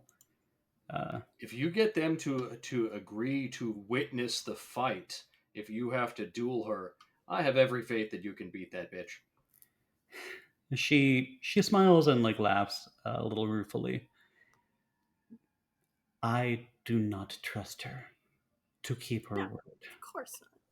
But we will be around, and all to help enforce the rules of fair play, aggressively if need be. She More is than enforce, is there a way to get someone to a binding agreement for a duel? Magically binding. I am not sure. I'll play. That is not. That is beyond my capability, especially to keep her word afterward. I don't know of any specific spell that would do that. There's However, compelled duel, but that doesn't make you keep your word. Nah. well, we're dealing with enough powerful people that I'm A not magical contract. I'm not of some against kind. magical compulsion to follow a contract. I think there's a spell I can hack for that. I'll say yes. I'll say yes, but I mean, yes. I won't lie. That absolutely sounds like something as a paladin of Tempest that would be within my wheelhouse. I will Oddly say enough. I absolutely will have a both hands in kind of unbreakable curse nonsense, right? Both parties have to willingly agree to the terms. Mhm. But yes. Got it. A dueling contract. Yeah. But if you do hey, and you break the terms, great, there's magical backlash. I'll play with that. Mm-hmm. And also maybe party members join the fray. So yeah, I've already said if she breaks the terms, if she brings in help, or if she tries to go lethal when we said it was non-lethal fight, you will not be alone. let's do this, right? So you have a plan, and we have Odette going to kind of have a quick conversation with Lady Silverhand about an update on what's going on with Chantel. We'll save, I think, that for the start of next session because that might be our first fight. Who knows? We might just kick this off real quick. sure. As everyone's kind of dispersing, it has been a long day, right? Because you have to remember these are long conversations you were having. We've covered the wave top beats of it, but This was hours. Yeah. Hours. You're everyone has an opinion, right? And I'm not going to interject with like what 25 NPCs worth of suggestions, but like every time you're like we could sneak in, like everyone has an idea of how to do that. And What you if have we to, wore like, blue? yeah, like go at night, go at daytime. Like, oh, we need these. We all cut a branch like, of a tree, and yeah. we look like the forest. We should. Yeah. We should At go in least the camouflage. second We should Shakespearean use reference for magic. today. Magic will be detected. We should use mundane means. Mundane means are stupid and dangerous. Like, just everyone's arguing, right? So you finally have settled on like a plan, but it's been hours, and then like people are giving additional briefings, like, and I'm sure you guys are part of that as well, where like they're briefing up these paladins, these clerics and acolytes, right, about what's going to happen when people are being pulled out of the city, the actual like forces that are going to go and fight, like the actual spearmen, the cavalry, like there's all this information is being like spread out and coordinated, and it is exhausting. So by the time you get to the point where you're like, okay, let's start to wind down for the day, like you need a break, and you just came from a bunch of fights anyway, right? So as you're starting to kind of like wind down and get settled for the night, not not on a timeline. This is just the natural progression of things, right? Um,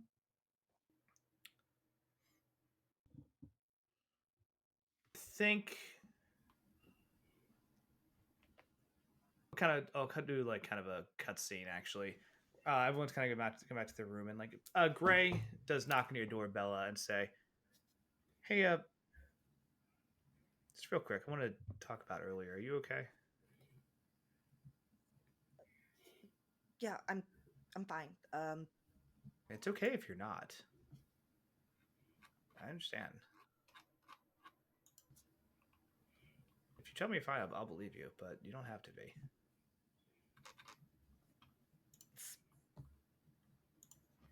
I don't know. What right do I have to be bothered? I started this mess in the first place, so I am going to do what needs to be done to fix it. A lot of I've seen this a lot throughout the years. People make messes all the time. They do crazy things, either knowingly or unknowingly, uh, and usually just ends poorly for other people. And at that point, I don't know, they disappear.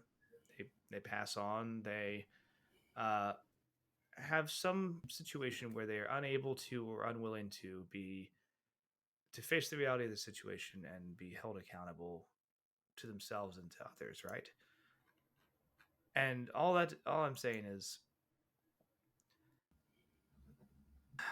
there's no way to sugarcoat it. Like the stuff that happened in the past was bad.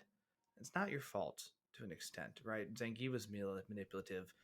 Yes, like I understand we did what we did, but like we were lied to and tricked. But we also have a chance to set things right, and not a lot of people get that, and even less people actually attempt to do it. So I don't think that magically fixes anything. If it would, that'd be great.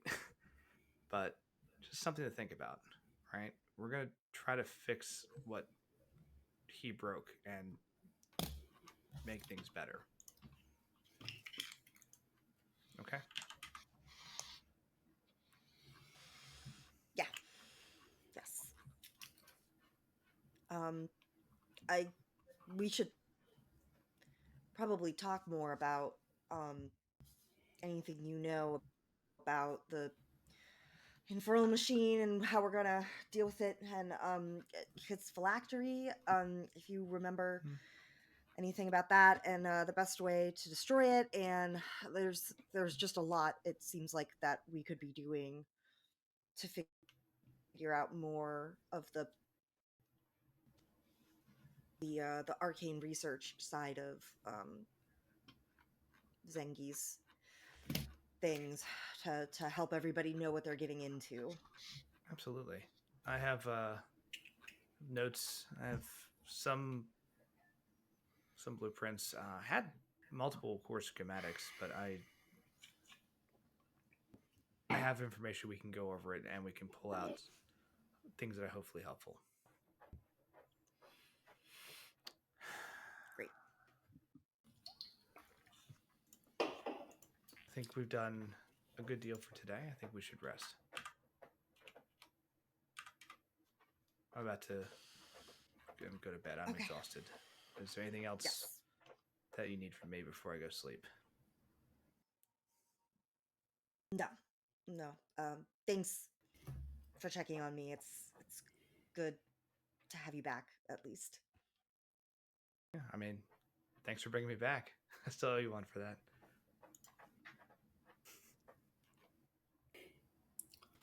Like give you a little fist bump and head out. He gets back to his room and he kind of like gets comfy. And he unwraps from like a nice silk cloth. Looks like a very tiny figurine made out of a strange like chromatic metal. That he's like slowly starts like polishing and shaping, which is in the silhouette of a kind of bony, skeletal, Zengi looking figure.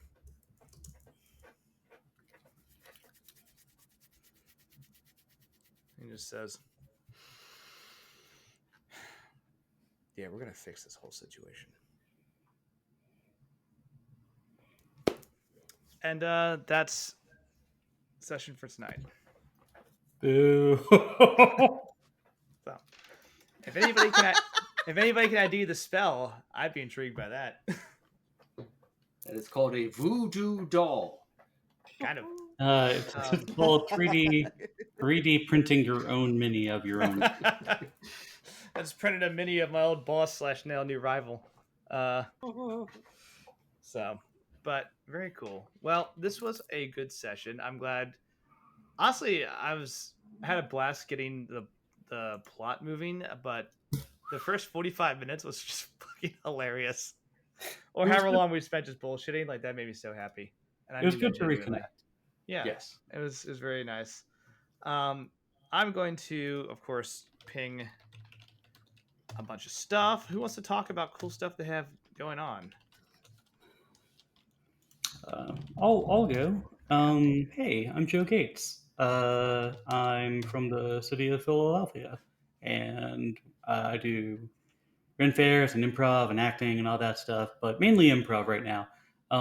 If you're in the tri-state area and you want to see some improv stuff, you can follow me at the Comedy Show Gates on Instagram and Facebook.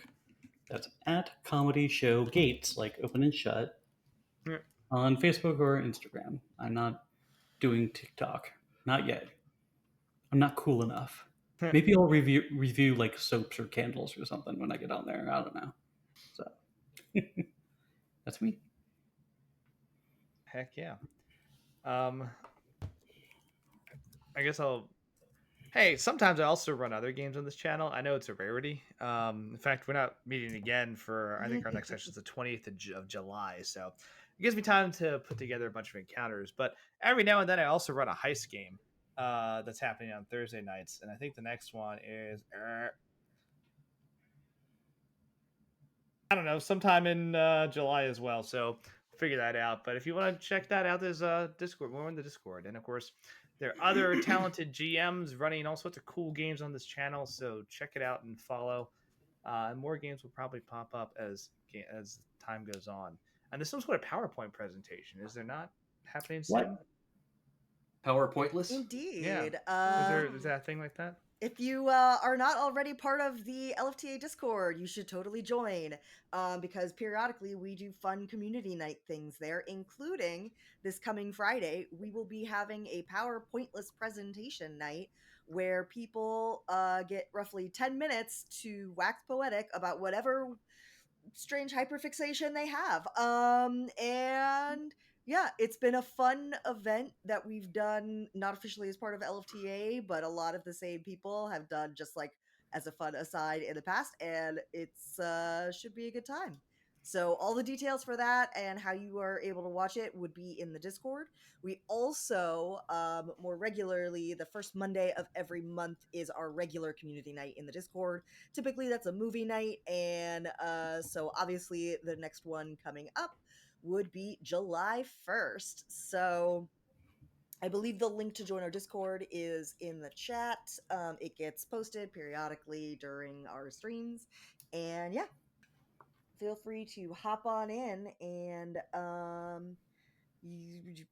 either be a presenter or a just an audience member. So yeah, see you Heck there. yeah.